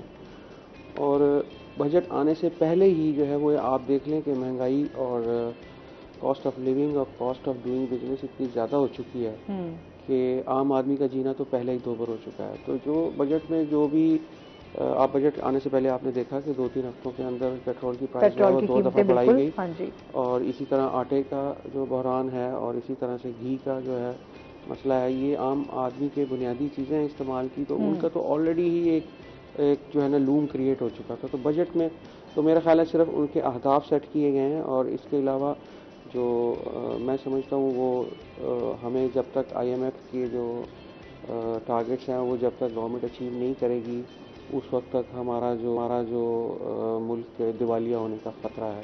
کیونکہ اس وقت ہمارے پاس جو ہمارے اخراجات ہیں وہ ہماری آمدنی سے زیادہ ہیں، اور IMF جب تک ہمیں بیل آؤٹ نہیں کرے گا اس وقت تک جو ہے وہ مسائل حل نہیں ہوں گے. تو عام آدمی کی زندگی مزید متاثر ہوگی. یہاں پہ حکومت میں سب لوگ جو ہے وہ بہتر زندگی گزار رہے ہیں، اور انہیں یہ جو ان کا ہے ٹاسک اس کے اوپر IMF کا ٹاسک یہ ہوتا ہے، IMF یہ چاہتا ہے کہ ہم اپنے پاؤں پر کھڑے ہوں. ہم اتنے پاؤں پھیلائیں جتنی ہماری چادر ہے. ہم اپنے اخراجات اپنی آمدنی سے زیادہ نہ بڑھائیں. اور وہ ہمیں جو بھی لینڈنگ کرتے ہیں، جو بھی پیسہ ہمیں دیتے ہیں، وہ عارضی طور پہ دیتے ہیں کہ آپ اسے اپنے مسائل حل کریں اور دوبارہ سے اپنی اکانومی کو سیلف سسٹین کریں. یعنی آپ کی اکانومی کو آپ کے اپنے پاؤں پہ کھڑا ہونا چاہیے، بجائے اس کے کہ ہم دوسرے ملکوں سے جا کے امداد مانگتے پھریں. लोन लेते फिरें, ये कब तक हमारा मुल्क इस तरह से जो है वो इमदाद के ऊपर चलता लेकिन है। ऑलरेडी IMF से बहुत ज्यादा कर्जे लिए गए जी और अब भी जो है वो कई दफा लिए गए हैं, हाँ। कई दफा लिए गए हैं। अच्छा सर, आप क्या कहना चाहेंगे इस बजट के हवाले से? कि अभी बात हो रही थी आम आदमी की अगर हम बात करें तो जो महंगाई का लेवल है उससे डेफिनेटली जब भी आपकी इन्फ्लेशन बढ़ती है तो वो हर चीज़ की प्राइसेस को ऊपर ले जाती है। तो आम आदमी जिसकी डेली इनकम आप देखें कि एक मज़दूर है और उसकी वो 600 से 700 रुपए तक उसकी, अब वो 600-700 रुपए वो पूरे दिन में कमाता है, जबकि अगर घी की कीमत लें तो वो 600 रुपए 700 रुपए लीटर एक जी घी बिल्कुल चला ऐसे गया। ही है। इसी तरह से दालें देखें, गोश्त देखें, ये आम आदमी की पहुंच से बहुत दूर हो गई, बिल्कुल ऐसे। लिहाजा अगर हम देखें तो ये डेफिनेटली महंगाई जो है उसने आम आदमी के लिए बहुत असर उस पर डाला है, बुरे असर। तो इसके लिए ज़रूरी तो यही है कि कुछ चीज़ें हैं जो कि करने की हैं, लेकिन वो उसी वक्त मुमकिन हो सकेगा जब हमारे पास जो फिस्कल डेफिसिट है उसको हम कम करने में कामयाब होंगे। तो हमारी अगर एक्सपोर्ट्स बढ़ेंगी, हमारी इनकम बढ़ेगी और उसके बाद हमारे एक्सपेंसेस को हमने जो गैर ज़रूरी अखराजात हैं गवर्नमेंट लेवल पर उसको कम करने की ज़रूरत है। अगरचा गवर्नमेंट ने इस बजट में कुछ इनिशिएटिव लिए हैं इस मामले में, जैसे कि गवर्नमेंट एम्प्लॉइज़ के लिए उन्होंने जो पेट्रोल्स था उनकी लिमिट को भी कम किया है, इसी तरह जो मेंबर्स पार्लियामेंट हैं उनकी लिमिट को भी कम किया है। इसके अलावा और ऑस्टेरिटी मेजर्स भी गवर्नमेंट इस बजट में उन्होंने अनाउंस किया है। और दूसरी तरफ देखें तो उन्होंने सरकारी मुलाजमीन की तनख्वाहों में 15% इजाफा किया है, पेंशन में भी 5% इजाफा किया, और क्योंकि 10% पहले ही जब ये गवर्नमेंट आई है तो वो कर चुके थे। तो इस तरीके से उन्होंने रिलीफ देने की कोशिश इम्प्लीमेंट तो नहीं हुआ था। नहीं, वो डेफिनेटली जब बजट में वो चीज़ें आ जाती हैं तो फिर जब बजट पास हो जाता है तो वो इम्प्लीमेंटेशन की तरफ भी आ जाती हैं चीज़ें। तो ये तो कमिटमेंट होती है गवर्नमेंट्स की, वो उनको पूरा करती हैं वो। तो ये चीज़ें हैं, और उसके लिए अब बात हो रही थी IMF की, तो IMF जो लेकिन सीधी सी बात है कि जो कर्ज देगा आपको उसने वापस तो लेना है, जाहिर सी बात है। तो वो जब देखता है कि आपके पास इतने पैसे नहीं हैं कि आप मुझे पहला कर्ज ही वापस नहीं कर पा रहे तो मैं और क्यों दूं, तो डेफिनेटली वो आप कोशिश करते हैं कि वो इस तरह की इस्लाहात लेकर आएँ। शराइत भी उनकी बड़ी टफ है ना इस बार, जो उनकी शराइत है वो बहुत ज़्यादा टफ है और रखनी पड़ती है उनको, इसलिए कि अगर वो नहीं रखेंगे तो आप फिर उस ट्रैक पर नहीं आएंगे, आप उसको ईजी लेंगे। तो वो इसलिए वो सख्त शराइत रख कर, ताकि वो इंश्योर करते हैं कि अपनी जो पैसे हैं वो उनको वापस होने चाहिए। तो ये चीज़ें हैं। एग्रीकल्चर के हवाले से जो बजट है उसके हवाले से क्या कहना चाहेंगे? इस बजट में एग्रीकल्चर के हवाले से गवर्नमेंट ने जो इनिशिएटिव्स हैं उसमें एक तो देखें आप, जो सबसे ज़रूरी चीज़ होती है हमारे इनपुट्स का इस्तेमाल होता है। तो इनपुट्स में जो फर्टिलाइज़र की इंपोर्ट है उस पर 6 बिलियन रुपीज़ रखे हैं गवर्नमेंट ने। इसके अलावा जो यील्ड है, जो हमारी मेजर क्रॉप्स हैं उनकी यील्ड को बढ़ाने के लिए उस पर गवर्नमेंट ने 11 अरब रुपए उस पर रखे हैं। इसके अलावा फार्म्स को मॉडर्नाइज करने के लिए, मशीनरी के इस्तेमाल को बढ़ाने के लिए, एग्रीकल्चर इम्प्लीमेंट्स को फ़रोग़ देने के लिए फार्म के लेवल पर, उसमें भी गवर्नमेंट ने जो है आपके लिए उसमें 10 अरब डॉलर के करीब रखे हैं। तो ये इनिशिएटिव्स हैं। और इसके अलावा आपकी जो GST कम किया है, बल्कि ख़त्म किया है उन्होंने, जो आपकी एग्रीकल्चर मशीनरी है, सीड्स हैं, पेस्टिसाइड्स हैं, लोकल सप्लाईज जो हैं एग्रीकल्चर इंपोर्ट्स की, उस पर उन्होंने GST कम किया है। तो इससे बड़ा अच्छा इम्पैक्ट पड़ेगा इसके एग्रीकल्चर सेक्टर के ऊपर। सही। अच्छा सर, जिस तरह अभी हम बात करें बजट आ गया, तो मौजूदा हुकूमत की पॉलिसीज़ क्या हैं? देखिए, जो अभी कल शाम को इन्होंने बजट अनाउंस किया है उसमें ज़ाहिर है अभी तजावीज़ आई हैं, अभी इस पर बहस होगी, बहस होने के बाद ये पास होगा, फिर पास होने के बाद ये 1 जुलाई से ये इसका निफाज होगा। تو جو صورتحال سامنے نظر آ رہی ہے اس میں تو یہ لگتا ہے کہ یہ گورنمنٹ جو ہے وہ بہت مختصر مدت کے لیے آئی ہے، زیادہ سے زیادہ 8-10 ماہ یہ لوگ جو ہے رہیں گے، تو پھر ان کی جو پالیسی جو انہوں نے بنانی ہے وہ اسی پوائنٹ آف ویو سے، اسی عرصے کو سامنے رکھتے ہوئے یہ بنا رہے ہیں. اور اس میں جو مجھے لگتا ہے وہ یہ کہ انہوں نے جو اہداف مقرر کیے ہیں وہ ریئلسٹک نہیں ہیں، اور چونکہ ان کو پھر اس کے بعد جواب دہ نہیں ہونا اگلے بجٹ کے بعد، تو پھر یہ اس قسم کے اہداف سیٹ کرنے میں کوئی حرج نہیں ہوتا، جو پورے ہوں یا نہ ہوں تو اس سے فرق نہیں پڑتا. فار ایگزامپل محصولات کے جو 7,500 ارب کا جو انہوں نے ٹارگٹ رکھا ہے، یہ اچیو کرنا اتنا آسان نہیں ہوگا، اور اس کے لیے ان کو ٹیکسز لگانے پڑیں گے. اور ٹیکسز بظاہر تو انہوں نے جو چھوٹا جو ریٹیل آؤٹ لیٹس ہیں ان کو تو ویسے ہی ایگزیمپٹ کر دیا ہے. ایگریکلچر سیکٹر آلریڈی ایگزیمپٹڈ ہے کافی حد تک. پھر اس میں اگر جو ہے وہ موجودہ جو ٹیکس پیئر ہے اس کے اوپر ہی مزید بوجھ، آپ نے دیکھا ہوگا کہ جو انکم ٹیکس کی سلیبز ہیں انہوں نے ساری چینج کر دی ہیں، اور جو ہے وہ جو ایگزسٹنگ ٹیکس پیئر ہے اس کے اوپر مزید بوجھ ڈالا ہے. تو وہ وہی جو روایت چلی آ رہی ہے ہمارے یہاں کے جو ہے وہ ریفارمز نہیں ہیں، اور جہاں سے محصولات آ رہے ہیں انہی سے مزید محصولات اکٹھا کرنے کی کوشش کر رہے ہیں. اور خاص طور پہ پیٹرولیم لیوی کا جو انہوں نے کل محصولات رکھی ہیں وہ سمجھ سے باہر ہیں کہ ابھی تو آپ جیب سے دے رہے ہیں سبسڈی، کہاں آپ کہہ رہے ہیں کہ ہم جو ہے نا وہ پیٹرولیم لیوی لگا کے اتنے پیسے اکٹھے کریں گے. تو وہ یہ مطلب ایسے لگ رہا ہے جیسے ساری باتیں ہوا میں ہیں ابھی، اور یہ جو ہے نا ان سے یہ اہداف پورے ہوں گے یا نہیں ہوں گے ان کو اس سے فرق نہیں پڑتا. پھر انہوں نے ایک کاسمیٹک سا بجٹ بنا کے آپ کو پیش کر دیا جس میں سب اچھا نظر آ رہا ہے اور متوازن چیزیں نظر آ رہی ہیں، لیکن یہ کہ یہ ہوگا اچیو یا نہیں ہوگا یہ آنے والا وقت ہی بتائے گا. صحیح. آپ کیا سمجھتے ہیں جو پہلے والا بجٹ آیا اور اب والے بجٹ میں کیا فرق دیکھتے ہیں آپ؟ دیکھیں ابھی اکنامک سروے جاری ہوا ہے تقریباً 4-5 دن پہلے، اور اس میں جو معاشی ترقی کی جو شرح ہے وہ 5 سے اوپر بتائی گئی ہے. تو جبکہ ایکسپیکٹ کر رہے تھے پچھلے سال اور اس سے پچھلے سال بھی کہ کرونا کی وجہ سے جو یہ معاشی ترقی کا ہدف ہے وہ 3% یا 2%، یہ کئی ممالک کا تو نیگیٹو بھی رہا ہے. تو ہمارا تو اس لحاظ سے میں سمجھتا ہوں کہ بہت اچھا کام ہوا تھا پچھلے 2-3 سالوں میں، اور ملک نے ترقی کی ہے. لارج اسکیل مینوفیکچرنگ جو ہے وہ بڑی آگے گئی ہے، ٹیکسٹائل ایکسپورٹس بہت اچھی گئی ہیں.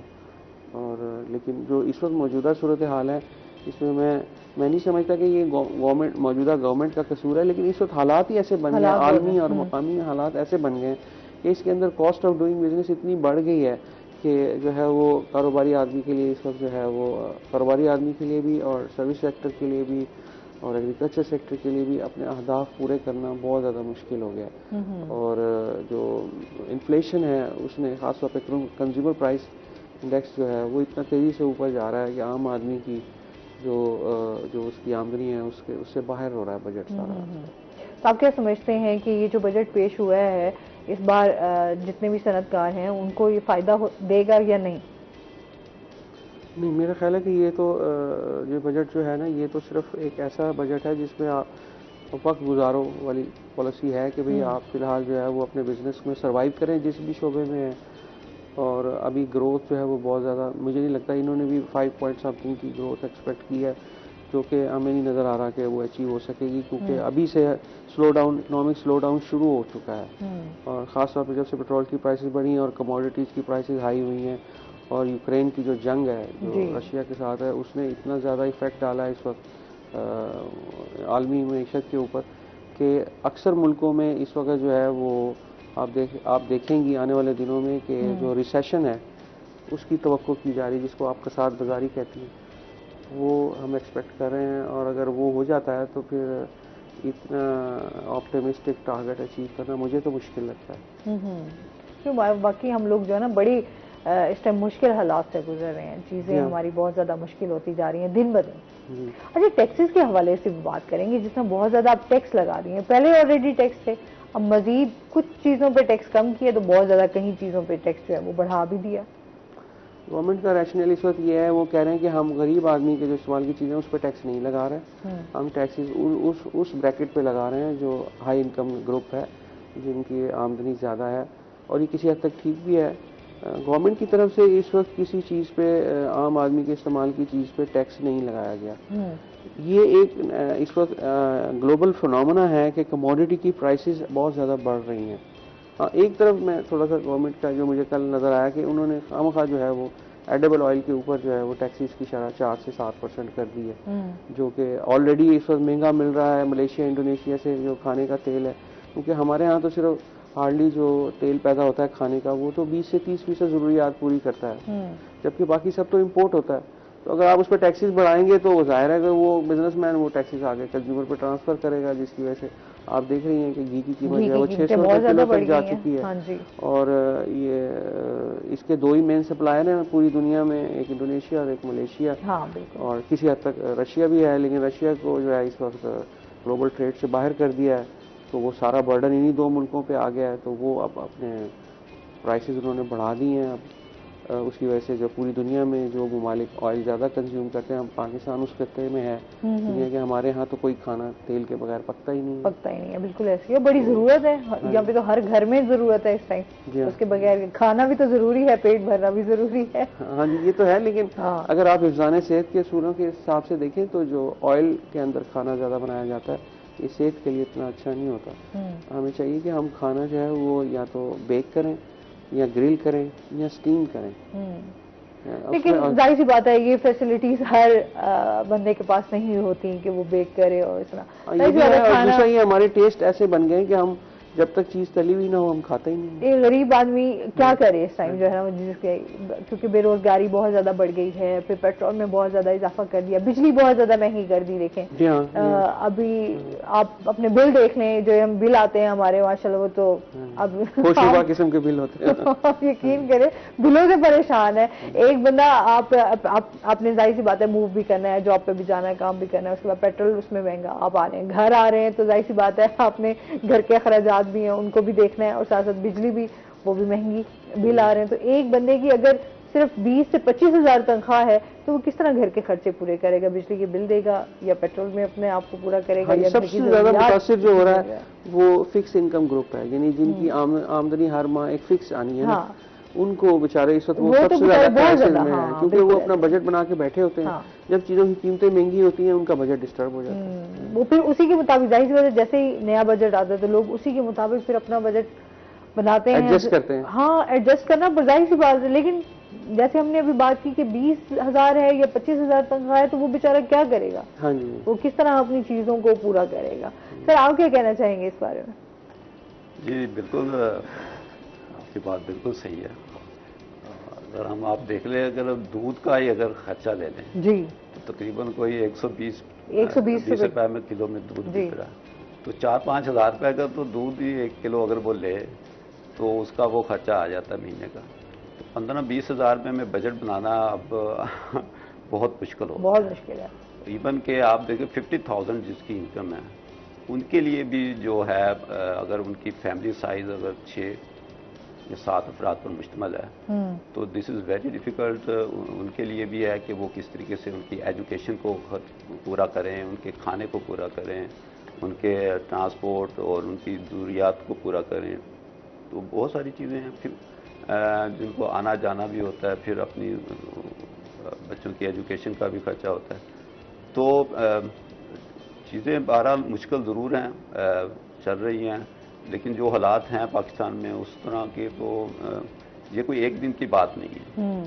اگر ہم دیکھیں جس حالات پر آج ہم کھڑے ہیں تو اس میں بہت زیادہ ضرورت ہے, جس کی یہ ہے کہ ہم جو کرپشن ہمارے معاشرے کی جو ہمارے ہر لیول پر جو ہے اس کو کم کیا جائے, آنیسٹی کے ساتھ کام کیا جائے, اور دوسرا یہ ہے کہ گورننس جو ہے اس کو بہتر بنانے کی ضرورت ہے. جب تک ہماری گورننس اچھی نہیں ہوگی اس وقت تک ہمارا جو سسٹم جو ہے وہ صحیح طریقے سے آپریٹ نہیں ہوگا. اب آپ یہی دیکھیں کہ تقریباً ٹریلینز آف آپ کے روپیز جو ہے, بلکہ 3 ٹریلین ابھی وہ کل کی فگر بتا رہے تھے ہمارے لیکیجز ہیں, جو ریونیو اکٹھا ہونا ہوتا ہے اس میں 3 ٹریلین کے قریب ہمارے لیکیجز نکل جاتے ہیں. یہ اسی کرپشن اور اس طرح وہ اس میں نکل جاتے ہیں. اگر یہ سارا گورنمنٹ اس کے سیکٹر میں آئے تو ڈیفینیٹلی حالات بہتر ہو جائیں گے, اس سے ریونیو کلیکشن اچھی ہو جائے گی. تو عمران خان یا پی ٹی آئی یا جو کوئی بھی گورنمنٹ ہے اس پر ان کو فوکس کرنے کی ضرورت ہے کہ ہمارا گورننس کا سسٹم اچھا ہو جائے, ہماری جو کرپشن ہے اس عنصر کو, اور مینجمنٹ جو ہے ہماری وہ سسٹم اس کو بہتر امپروو کرنے کی ضرورت ہے. تو اس سے انشاءاللہ وہ حالات بہتر ہوتے جائیں گے, ورنہ اگر اس طریقے سے چلتا رہا تو کام پھر تو اور اب دیکھیں نا ڈالر بھی تو دن بہ دن بڑھتا ہی جا رہا ہے, مہنگائی میں اضافہ ہو رہا ہے. پہلے بھی چیزیں چل رہی تھیں اور اب ایک دم سے انہی 1-2 مہینے کے اندر اندر جو ہے چیزیں آپ کی بگڑنا سٹارٹ ہو گئی, کہاں سے کہاں پہنچ گئی. یہ ایسے ہی ہے, یہ جو ڈالر کا ایفیکٹ ہے یہ آپ کو بیسیکلی یہ آپ کی جو معیشت ہے اس کا جو ڈاؤن فال ہے اس کو شو کرتا ہے. جب آپ کی کرنسی ڈیویلیو ہوتی ہے, اس کا مطلب یہ ہے کہ آپ کی ایکسپورٹس کم ہے اور آپ کی امپورٹ زیادہ ہے. یعنی آپ اس ملک کا جو یہ ملک چیزیں باہر کم بھیجتا ہے اور باہر سے منگواتا زیادہ ہے. امبیلنس ہے, یہ امبیلنس کا مطلب ہمیں باہر والے لوگوں کے پیسے زیادہ دینے اور ہمیں جو اپنی چیزیں بیچ کے پیسے مل رہے ہیں وہ کم ہے. تو یہ فرق جو ہے نا, یہ کرنٹ اکاؤنٹ ڈیفیسٹ جو ہے جس کو ہم کہتے ہیں, یہ ڈیفیسٹ جو ہے یہ ایونچولی پریشر ڈالتا ہے آپ کی لوکل کرنسی پہ, کیونکہ آپ کے پاس بیرونی پیمنٹوں کے لیے پیٹرول ہے, آئل ہے, جو وجہ ہے اس کی پیمنٹ کے لیے آپ کے پاس ڈالر نہیں ہوتے, کیونکہ آپ کے پاس جو ڈالر آ رہے ہیں وہ مینلی تو اس یا تو ایکسپورٹ سے آ رہے ہیں یا جو بیرونی ملک جو لیبر ہے وہ آپ کو پیسے بھیج رہی ہے, ان سے آپ یہ پورا کر رہے ہیں. اس کے علاوہ آپ کو کسی چیز سے پیسہ ہی نہیں آ رہا, جبکہ آپ نے جو چیزیں منگوانی ہیں وہ بہت زیادہ بجٹ ہے. تو آپ کے روپے کے اوپر پریشر آتا ہے. جب آپ کے روپے کے اوپر پریشر آتا ہے تو آپ کو ویلیو گرانی پڑتی ہے, اس کی ویلیو گرا کے تو پھر جتنی ویلیو گرتی ہے اتنا آپ کا پھر ڈیٹ سروسنگ بڑھ جاتی ہے. ظاہر ہے آپ نے اگر پہلے قرضے دینے وہ روپوں میں قرضے بڑھ جاتے ہیں, وہ ان کا انٹرسٹ بڑھ جاتا ہے, تو آپ کی جو ڈیٹ آپ کے جتنے محصولات جو پیسے آ رہے ہوتے ہیں وہ ڈیٹ سروسز میں جانے شروع ہو جاتے ہیں پچھلی قسطوں میں, اور آپ کے پاس پھر اینڈ آف دا ڈے نہ ڈیولپمنٹ کے لیے پیسے بچتے ہیں, نہ آپ کے لیے جو ہے آپ کو تعلیم کے لیے پیسے بچتے ہیں, نہ آپ کو دفاع کے لیے پیسے بچتے ہیں, نہ آپ کے پاس عام آدمی کو سبسڈی دینے کے لیے پیسے بچتے ہیں. تو پھر اسی قسم کے حالات پیدا ہوتے ہیں. پھر ہم جو ہے وہ ہم مختلف ملکوں میں جاتے ہیں امداد مانگنے. وہ بڑا ایک شرمناک مرحلہ ہوتا ہے جب آپ کا جو لیڈر وہ کسی ملک میں بیٹھا ہے امداد مانگنے کے لیے. تو وہ آپ سمجھتے ہیں یار ہم کیسی قوم ہے کہ ہمارا جو ہے یہ کیا سوچتے ہوں گے ہمارے بارے میں کہ یہ ان کی جب گورنمنٹ بدلتی ہے یہ پیسے مانگنے آ جاتے ہیں. یہ ایک برا ایک امیج بھی ہم جاتا ہے. کب اپنی ایسی اصلاحات کریں گے اپنے ملک کے اندر, کب ہم ایسی سیلف سسٹین پالیسی یا اسٹرکچر ریفارمز کریں گے کہ ہم اپنے پاؤں پہ کھڑے ہوں. ہم جتنا کما رہے ہیں اتنا, یا تو ہم آسٹیرٹی اتنی کریں یا ہم اتنے اخراجات کم کر لیں اپنے کہ بھی جتنی آمدنی ہو رہی ہے ہم نے اس کے اندر گزارا کریں, یا پھر ہم اپنی آمدنی کے ذرائع بڑھائیں, اپنی ایکسپورٹس بڑھائیں, اپنی جو ہے نا وہ فورن ریزروز ہیں ان کو کسی طریقے سے بڑھائیں اور اسکل لیبر کو باہر بھیجیں, ٹیلنٹ اپنا جو ہے نا ایکسپورٹ کریں, مختلف نئی صنعتوں کو رواج دیں. اب ساری ایکسپورٹ جو ہے ہم ٹیکسٹائل سے لیں گے کیا, کب تک ایسے چلے گا؟ کافی صنعتیں اور ہیں جن کو ہم فروغ دے سکتے ہیں, ان سے ہم فورن ایکسچینج کما سکتے ہیں. وہ فورن ایکسچینج جو ہے وہ ہمارے یہ جب تک یہ ریفارمز نہیں ہوں گی, یہ اسٹرکچر ریفارم نہیں ہوں گی, اس وقت تک ہمارا ملک ٹریک پہ نہیں چلے گا اور ہم یہ اسی طرح سے ہماری معیشت گھسٹتی رہے گی. عام آدمی کا حالت مزید سے مزید خراب ہوتی جائے گی. آپ دیکھیں گے آنے والے دنوں میں مزید خراب ہوگی, کیونکہ اس وقت یہ صورتحال ہے وہ ایسی ہے کہ اس میں جو عالمی صورتحال ہے وہ اس میں آپ دیکھیں نا اس میں ڈبل ایج سارڈ ہوئے نا, دو طرفہ اس وقت عام آدمی کو جو ہے وہ گزن پہنچی ہے. ایک تو مقامی حالات, پھر عالمی حالات. اس کی وجہ سے جو ہے وہ یہ کورونا جو گزر کے گیا ہے اس کی بعد سے جو یہ جنگ کیونکہ پہلے 2 سال تو ہم نے اسی چیز سے فائٹ کی, ہم لوگ اسی چیز میں ہی لگے رہ گئے, کافی نقصان ہوا. اینڈ وی ور لکی انف کہ کورونا کے دوران ہماری معیشت کسی حد تک کھلی رہی اور ہماری ایکسپورٹ ہوتی رہی, اور جو ہے نا یہاں پر بھی مقامی طور پہ بھی صنعتیں چلتی رہیں, جس کی وجہ سے ہمیں اس کا وہ ایفیکٹ نہیں ملا جو کئی ملکوں میں اور میں دیکھا گیا. لیکن یہ کہ وہ اس کے بعد یہ یوکرین کا جو مسئلہ شروع ہو گیا, رشیا یوکرین کا, اس کے اندر جو یہ کولڈ وار اور جو چائنا اور بلاکس بننے شروع ہو گئے, امریکہ اور یہ, کہ اس کی وجہ سے جو ہے وہ آپ دیکھیں کہ اب رشیا کو جب سے انہوں نے سوئفٹ سسٹم سے باہر کیا ہے, اس کی وجہ سے اب جو رشین پروڈکٹس ہیں وہ عالمی مارکیٹ میں اویلیبل نہیں ہے, آپ نہیں خرید سکتے, بینک میں ایلسی نہیں کھول سکتے. تو جو آلریڈی پروڈیوس کر رہے تھے ان کے اوپر پریشر آیا, ان کے پریشر انہوں نے قیمتیں بڑھا دی, قیمتیں بڑھائی ہیں. تو آپ دیکھ لیں کہ آپ مجھے تو خطرہ ہے کہ آنے والے دنوں میں خوراک کا بھی عالمی بحران پیدا ہو سکتا ہے. اس پہ پہلے بھی ہمارے شو میں بات ہو چکی ہے کہ آنے والا ٹائم جو ہے وہ اس پہ بھی بڑا مشکل ہو جائے گا, ہمارے کھانے پینے کی اشیاء پہ بھی. تو ناظرین ابھی ان سے مزید بھی جانیں گے, ابھی ہم نے جانا بریک پہ, ہمارے ساتھ رہیے گا.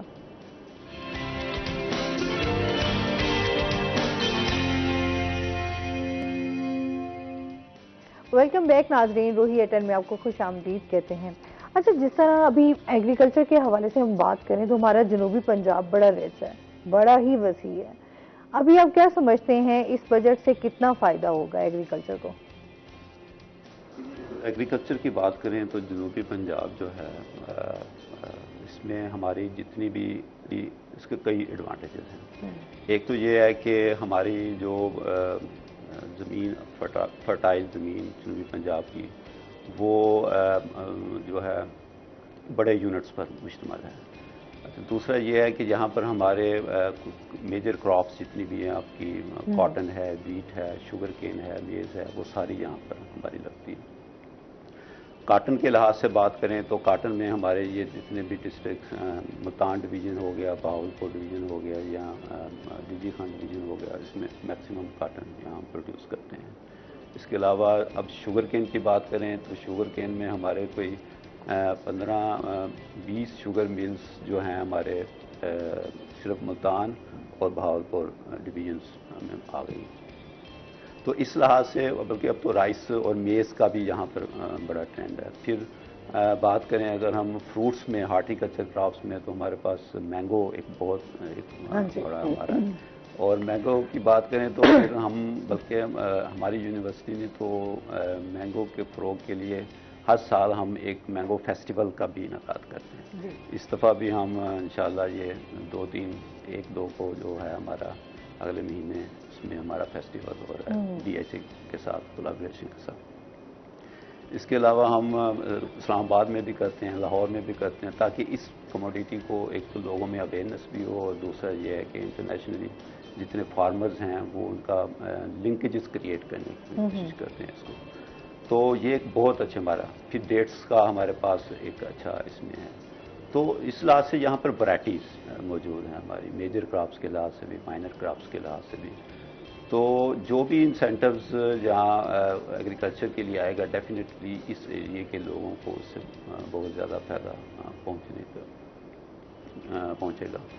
तो इसमें ये देखें कि हमारे जो फार्मर्स हैं, ख़ासतौर पर स्मॉल फार्मर्स हैं, उनके लिए ज़रूरी है कि कुछ इस तरह के इंसेंटिवाइज़ किया जाए उनको, ताकि उनकी जो फार्म है वो प्रोडक्टिव फार्म के अंदर तकसीम हो जाए। तो उसमें ज़रा जब तक उनको एक्सेस टुवर्ड्स इनपुट्स नहीं होगी और जब उनका अफोर्डेबिलिटी एंड एक्सेसिबिलिटी, ये दोनों चीज़ें बहुत ज़रूरी हैं उनके लिए, तो वो उस वक्त तक अपनी पर एकड़ जो पैदावार है उसको इन्हांस नहीं कर सकते। अब अभी मैं देख रहा था कि एक जो एग्रीकल्चर लैंड्स है हमारी जी, एक जो हमारे ट्रेंड चल गया है उस पर जो हाउसिंग स्ट्रक्चर या हाउसिंग कॉलोनीज बनना शुरू हो गई हैं, तो ये एक बहुत बड़ा डिसएडवांटेज है और गवर्नमेंट को भी इस पर थोड़ा सोचना चाहिए कि कम से कम एग्रीकल्चर लैंड जो फर्टाइल एग्रीकल्चर लैंड्स है उसकी तरफ उनको थोड़ा सा रिस्ट्रिक्ट करना चाहिए। क्योंकि जैसे हमारी पॉपुलेशन बढ़ रही है, अगर हमने उस रफ्तार के साथ अपनी एग्रीकल्चर की प्रोडक्शन को नहीं बढ़ाया तो फिर आपका फूड सिक्योरिटी का इशू क्रिएट हो सकता है। ठीक है, उसमें मसाइल बढ़ सकते हैं हमारे। और उसके लिए ज़रूरी है कि हमें जो अपनी प्रोडक्शन को बढ़ाना होगा। अब प्रोडक्शन बढ़ाने के लिए दो तरीके हैं। एक तो लॉन्ग टर्म है कि उसमें हम टेक्नोलॉजी को लेकर आएँ, नई टेक्नोलॉजी, नए सीड आ जाएँ, नए इम्प्लीमेंट्स आ जाएँ, मशीनरी आ जाए इस तरीके से। और दूसरा जो है कि हम अपनी एफिशिएंसी को इंक्रीज़ करें। अब पर एकड़ जो पैदावार यील्ड जिसे हम कहते हैं, उसके लिए उसको बढ़ाने की बहुत सख्त जरूरत है, क्योंकि लैंड एक फिक्स्ड आपके पास रिसोर्स है, नेचुरल रिसोर्स है, उसको हम एक्सटेंड नहीं कर सकते, बढ़ा नहीं सकते। अब एक तो जो आपकी कॉलोनीज बन रही हैं, इसका इंडस्ट्रीज के अंदर आ रहे हैं और जो वेस्ट हो रही है हमारी लैंड्स, उसके पेश नज़र, उसके तनाज़र में ये ज़रूरी है कि हम अपनी यील्ड को जो पर एकड़ हमारी जो पैदावार है उसको बढ़ाएं। और उसके लिए ज़रूरी है हमारे नई टेक्नोलॉजी, नए सीड्स, नए इम्प्लीमेंट्स और मशीनरी के इस्तेमाल को हमें बढ़ाना पड़ेगा, क्योंकि स्मॉल फार्मर्स के पास इतने पैसे नहीं होते कि वो नई टेक्नोलॉजी का उसमें लेकर। देखिए, एक किसान को देख लें, वो ज़्यादा जैसे खाद महंगी हो गई, चीज़ें महंगी हो गई, तो जाहिर सी बात है एक किसान के लिए भी बड़ा मुश्किल हो जाता है کہ وہ اپنا کام کس طرح ادا کرے. بالکل صحیح. کیونکہ اب جو آپ کی فرٹیلائزر ہے وہ امپورٹنٹ آپ کے پاس وہ ہے. جب تک وہ آپ نہیں ڈالیں گے اور اس وقت تک آپ کی جو فرٹیلیٹی جو ہے, جو آپ کی جو پیداوار ہے وہ اچھی نہیں ہوتی. تو اس کی پرائز کو کنٹرول میں رکھنا اور اس کو منیمم رکھنا تاکہ فارمر اس سے ہر ایک ایکسیس میں ہو جائے اور وہ اس کو استعمال کر سکے جتنی کہ اس کی ریکوائرمنٹ ہے. تو اس پرائسز کو کم کرنے کے لیے, لیکن جو باقی بھی چیزیں ہیں, مشینری ہو گئی ہمارے پاس, اب پانی کا ہم دیکھیں کتنا بڑا ایشو کریٹ ہوتا ہے, بہت زیادہ. ہمارے ڈیمز خشک ہیں, ہمارے دریا خشک ہو رہے ہیں, اور اس وجہ سے ہمیں جو واٹر ہے وہ ہماری ایک لمیٹنگ فیکٹر بنتا جا رہا ہے. ٹھیک ہے نا. اب اس کی ڈیولپمنٹ کے لیے اس کی ہمیں ہائی ایفیشنسی اریگیشن سسٹم کی طرف آنا پڑے گا. اگرچہ ہمیں ڈیمز کی بھی ضرورت ہے, ہمیں نئے ڈیمز بنانے کی بھی ضرورت ہے, پانی کے ریسورسز کو ایکسپلور کرنے کی, لیکن اس کے ساتھ ساتھ ہمیں ہائی اریگیشن ایفیشنسی سسٹم کی طرف ہم لے کر آئیں گے تاکہ ہم پر ڈراپ اپنی پروڈکٹیویٹی کو ہم بڑھا سکیں.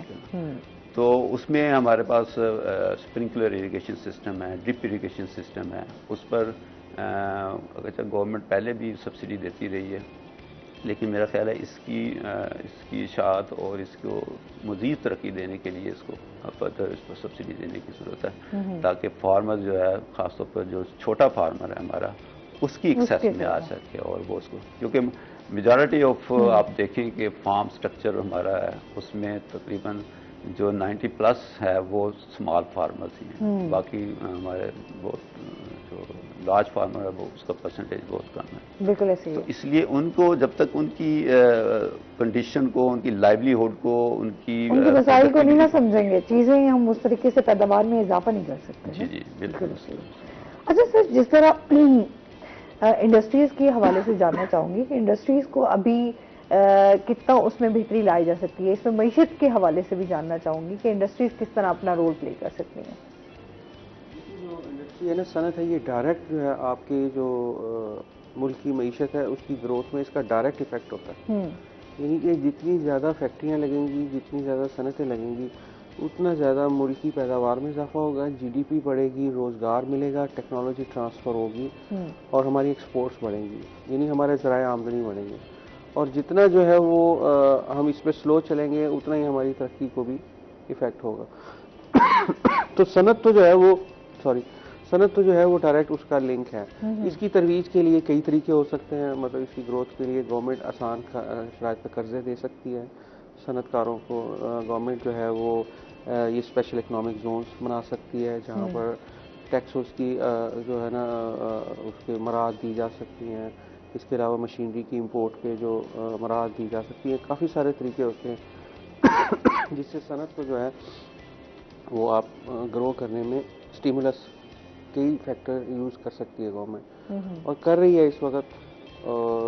میں سمجھتا ہوں کہ بھی پچھلے 2-3-4 سال کے اندر جو ہمارے ہاں مشینری اور ٹیکنالوجی امپورٹ ہوئی ہے وہ اسٹیٹ آف دا آرٹ ہے, اور وہ اس سے جو ہے وہ ہائی اینڈ جو پروڈکٹس ہیں, فنش پروڈکٹس ہیں. آپ نے دیکھا ہوگا کہ پچھلے 2 سال میں ہمارے ہاں موبائل فون بھی بننے لگے ہیں. ہمارے ہاں اب جو ہے وہ ایسے سیریلز بھی بننے لگے ہیں جو پہلے امپورٹ ہوتے تھے. تو یہی حل ہوتا ہے کہ آپ جو ہے نا مختلف پروڈکٹس کو جو امپورٹ ہو رہی ہیں اس کو مقامی طور پر تیار کریں. مقامی طور پر تیار کریں گے تو آپ کا زر مبادلہ بچے گا, آپ کے لوگوں کو روزگار ملے گا, اسکلڈ لیبر آپ کو زیادہ سے زیادہ آپ کی کام پہ لگے گی, پلس آپ کو ٹیکنالوجی ملے گی. آپ کے ہاں جو ہے وہ ترقی, اسی کو ترقی کہتے ہیں. اچھا, جدید ٹیکنالوجی کے حوالے سے کیونکہ جدت آتی جا رہی ہے, جس طرح جو ہے وہ جدید ہوتا جا رہا ہے زمانہ, اسی طریقے سے بہتری بھی آتی ہے. دوسرے ممالک اسی طرح ہی جتنا وہ ٹیکنالوجی میں جدت لا رہے ہیں اتنا ہی وہ ترقی کر رہے ہیں. ہمارا پاکستان ابھی بہت پیچھے ہے اس حوالے سے ٹیکنالوجی. آپ کیا کہنا چاہیں گے اس بارے میں کہ ٹیکنالوجی کے حوالے سے ہم کتنا پیچھے ہیں, کتنا اس کو بہتر بنا سکتے ہیں؟ ٹیکنالوجی کی جہاں تک بات ہے تو اس میں اس کے حوالے سے بھی بجٹ آیا تو ہے. ہاں جی, اس میں بالکل آیا ہے, اور ہر گورنمنٹ کی یہ کوشش رہی ہے کہ وہ ٹیکنالوجی کے فروغ اور اس کو زیادہ اس میں لائے. اگر میں بات کروں ایگریکلچر کے حوالے سے, تو ایگریکلچر میں بھی اب جو ایگریکلچر پروفیشن ہے اب یہ سمپل وہ پروفیشن نہیں رہا. اس میں ٹیکنالوجی کا استعمال بہت بڑھتا جا رہا ہے ہاں اور آئی سی ٹی کا استعمال اس میں بڑھ رہا ہے, آئی او ٹی کا استعمال اس میں بڑھ رہا ہے, اور کیونکہ یہ سسٹم ایسے ہیں کہ جن کے بغیر آپ کی جو پروڈکشن سسٹم ہے اس کو آپ نہیں بڑھا سکتے. اب کمپیوٹرائز آپ دیکھیں کہ کمپیوٹر کا استعمال اور ڈرونز کا استعمال ہو گیا, اور آئی ٹی کا استعمال جو ہے وہ ایگریکلچر سیکٹر میں انکریز ہوتا جا رہا ہے, اور اس سے آپ کی مینجمنٹ بہتر ہو رہی ہے, اس سے آپ کی ریسورس ایفیشنسی انکریز ہو رہی ہے, اور اس سے آپ کے خرچے کم ہو رہے ہیں, آپ کی پروڈکشن بڑھ رہی ہے. جو فارمر بھی ٹیکنالوجی کو لا رہے ہیں اپنے اندر, وہ ان کی ییلڈ کو اگر آپ دیکھیں as compare to the other farmers, چاہے وہ ایک ہی لیول کے کیوں نہ ہو, لیکن ان میں کافی سگنیفیکنٹ ڈفرینس آپ کو نظر آئے گا. تو اس لیے ٹیکنالوجی کا استعمال یہ وقت کی اہم ضرورت ہے. بالکل, اس پہ مزید ہم بات کریں گے. ناظرین ابھی ہم نے جانا ہے بریک پہ, ہمارے ساتھ رہیے گا.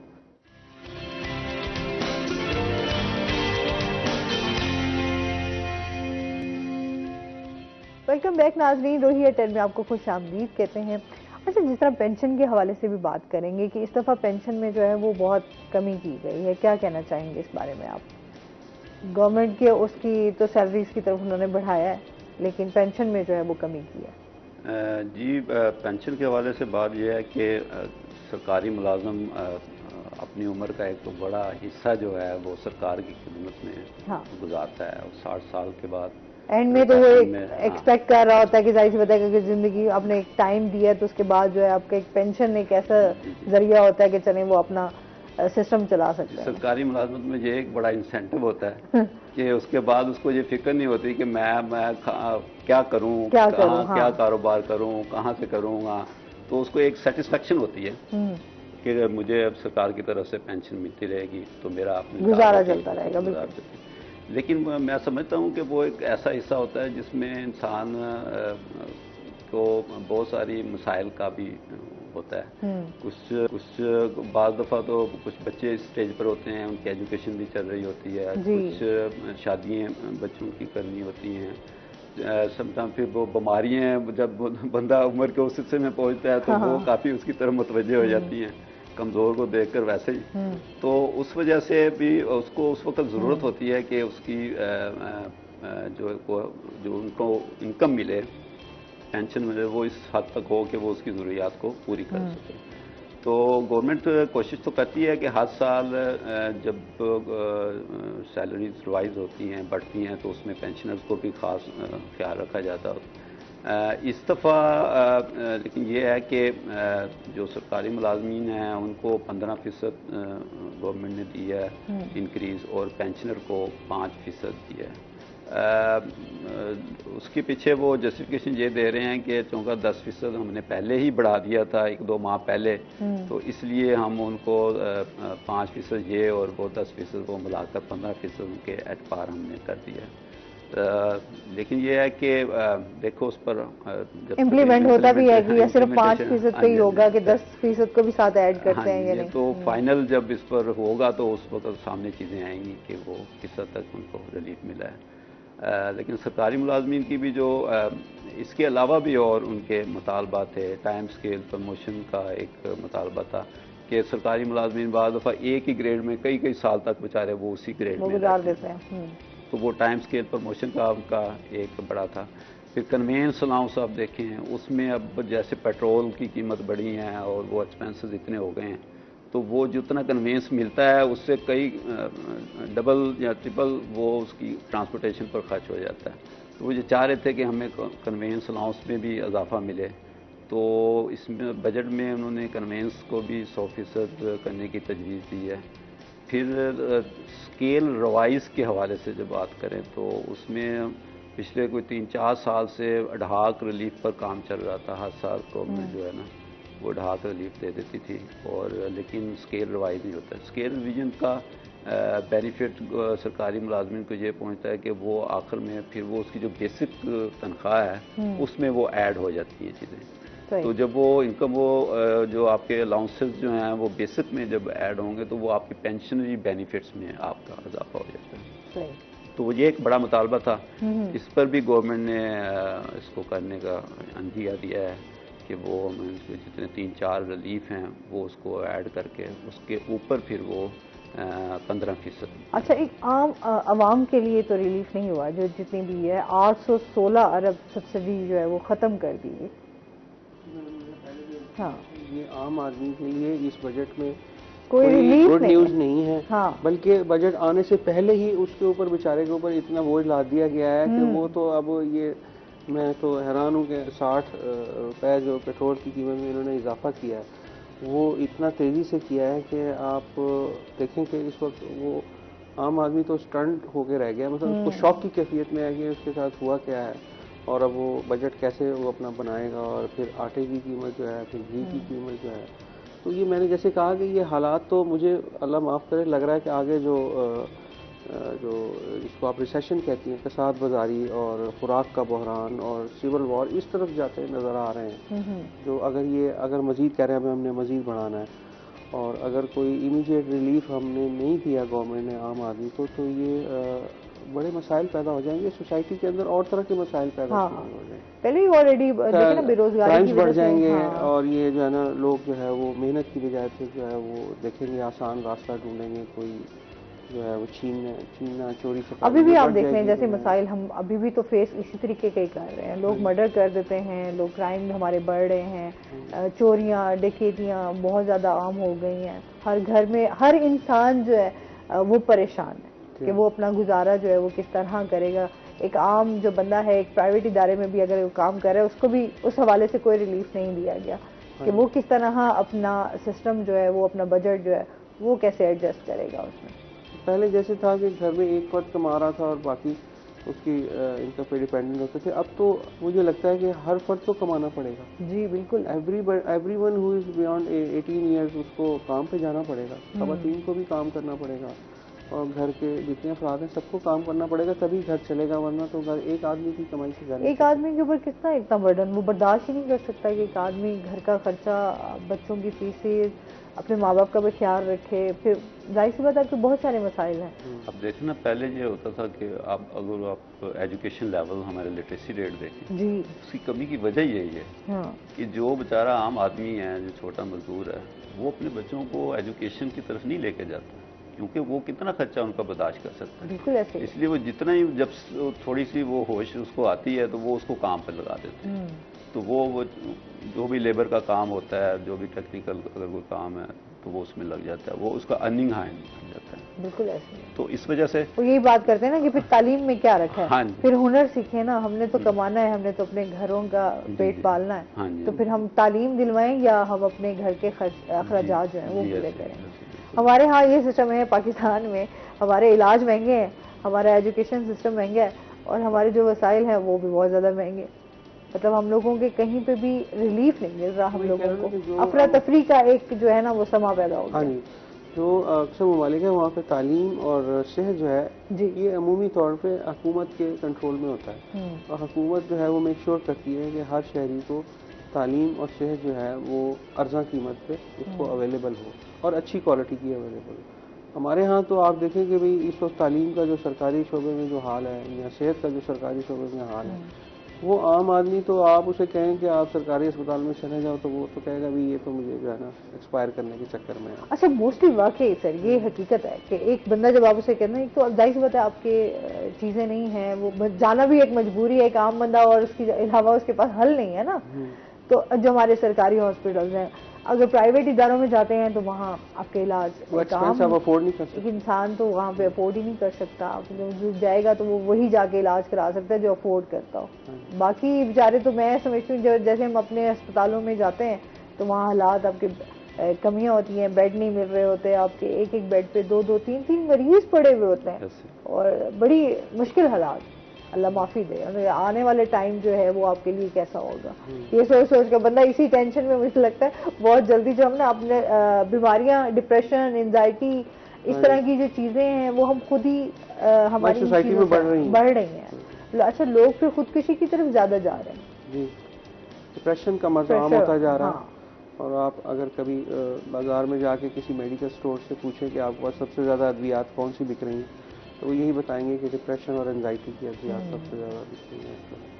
آپ کیا سمجھتے ہیں ہم اپنے ملک کی معیشت کو کس طرح بہتر کر سکتے ہیں؟ کس طرح اس کو لا سکتے ہیں کہ ہم لوگ جو ہے تمام جتنے بھی عام عوام ہیں ہماری اس کو ریلیف مل دیکھیں، سکے؟ 70 سال سے ہمارے ہاں جو پالیسیاں رکھی گئی ہیں نا، ان کے اندر سب سے بڑا جو بحیثیت کاروباری آدمی کے میں محسوس کرتا ہوں کہ ہمارے ہاں جو پالیسیوں میں ایک تسلسل ہونا چاہیے وہ نہیں رہا. اب کبھی کوئی آتا رہا، کبھی کوئی آتا رہا، جو بھی آیا اس نے اپنی مرضی کی پالیسی چلائی اور ایڈہاکزم پہ چلائی. ایڈہاکزم سے مراد یہ کہ فار ایگزامپل میرے یہ 2 4 5 سال جو ہیں یہ اچھے گزر جائیں، اس کے بعد جو ہوگا وہ دیکھی جائے گی. فار ایگزامپل میں آپ کو مثال دیتا ہوں، مطلب خاص طور پہ یہ زیادہ بگاڑ تب سے شروع ہوا 80s کے بعد سے، جب سے جو ہے وہ جب عام آدمی کو پتہ لگا کہ کوئی 5 سال کی حکومت ہے، کوئی 2 سال کی ہے، کوئی 3 سال کی چل رہی ہے، کوئی ایک مہینے کی چل رہی ہے. مگر کاروباری آدمی کو، انویسٹر کو، کسی بھی بندے کو یہ پتہ ہی نہیں کہ بھئی سال بعد کیا ہوگا، تو وہ انویسٹمنٹ کیسے کرے گا؟ وہ کیسے ایک لانگ ٹرم جو ہے نا کوئی لگائے گا، کوئی سیٹ اپ لگائے گا، کچھ کرے گا. اسی طرح گورنمنٹ بھی جو جس کو پتہ ہی نہیں کہ ہم نے سال 2 سال بعد رہنا ہے نہیں رہنا، وہ بھی ایسی پالیسیاں لاتے ہیں جو بالکل ایڈہاکزم پہ بیس کرتی ہیں. اور معیشت ہمیشہ تسلسل چاہتی ہے. معیشت کا ایک ہی بنیادی تقاضا ہوتا ہے کہ آپ پالیسیاں جو بھی بنائیں اس کے اندر تسلسل رکھیں. تسلسل سے مراد یہ کہ کوئی بھی کاروباری آدمی ہے، کوئی بھی ادارہ، کوئی بھی پروجیکٹ لانا چاہتا ہے، اس کو پتا ہو کہ 5 سال تک یا 10 سال تک یا جب تک میرا یہ پروجیکٹ تیار ہوگا اور ییلڈ دے گا، اس وقت تک کوئی ایسا قانون تبدیل نہیں ہو جائے گا، کوئی ایسی گورنمنٹ تبدیل نہیں ہو جائے گی، کوئی ایسے حالات تبدیل نہیں ہو جائیں گے کہ ایسا نہ ہو کہ میری یہ ساری محنت ضائع چلی جائے. جب تک وہ نہیں دیں گے آپ، وہ غیر یقینی کی صورتحال معیشت کے لیے زہر قاتل ہے. یہ بات کہنے کو تو سادہ سے لفظ ہے، لیکن اس کے اندر بڑی گہرائی ہے. جب تک کسی پروجیکٹ کے بارے میں کسی بھی پروجیکٹ لگانے والے کو یہ یقین نہیں ہوگا کہ میں 5-10 سال اس کو لگا کے اس کا کوئی بینیفٹ اٹھاؤں گا، اس وقت تک وہ کبھی بھی نہیں لگائے گا.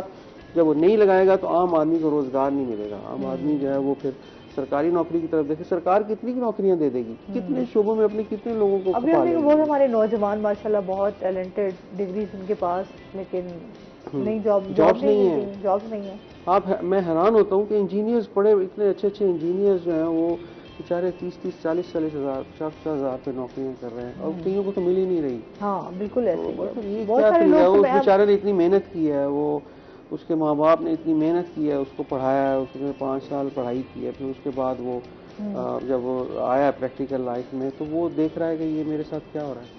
تو پھر کیا معاشرے میں کیا فیلنگس ڈیولپ ہوں گی؟ آپ کیا خیال ہے؟ یہ تو بڑا مشکل حالات سے ہم گزر رہے ہیں. سر آپ کیا کہنا چاہیں گے؟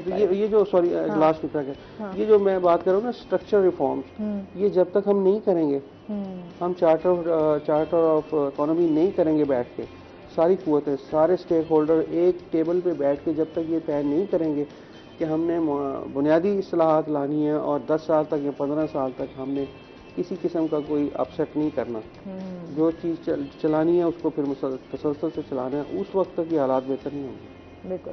سر آپ کیا کہنا چاہیں گے؟ جی بالکل ٹھیک فرمایا. پولیٹیکل اسٹیبلٹی جو ہے یہ one of the most important for the development of the economy, for the sustainable development of the economy.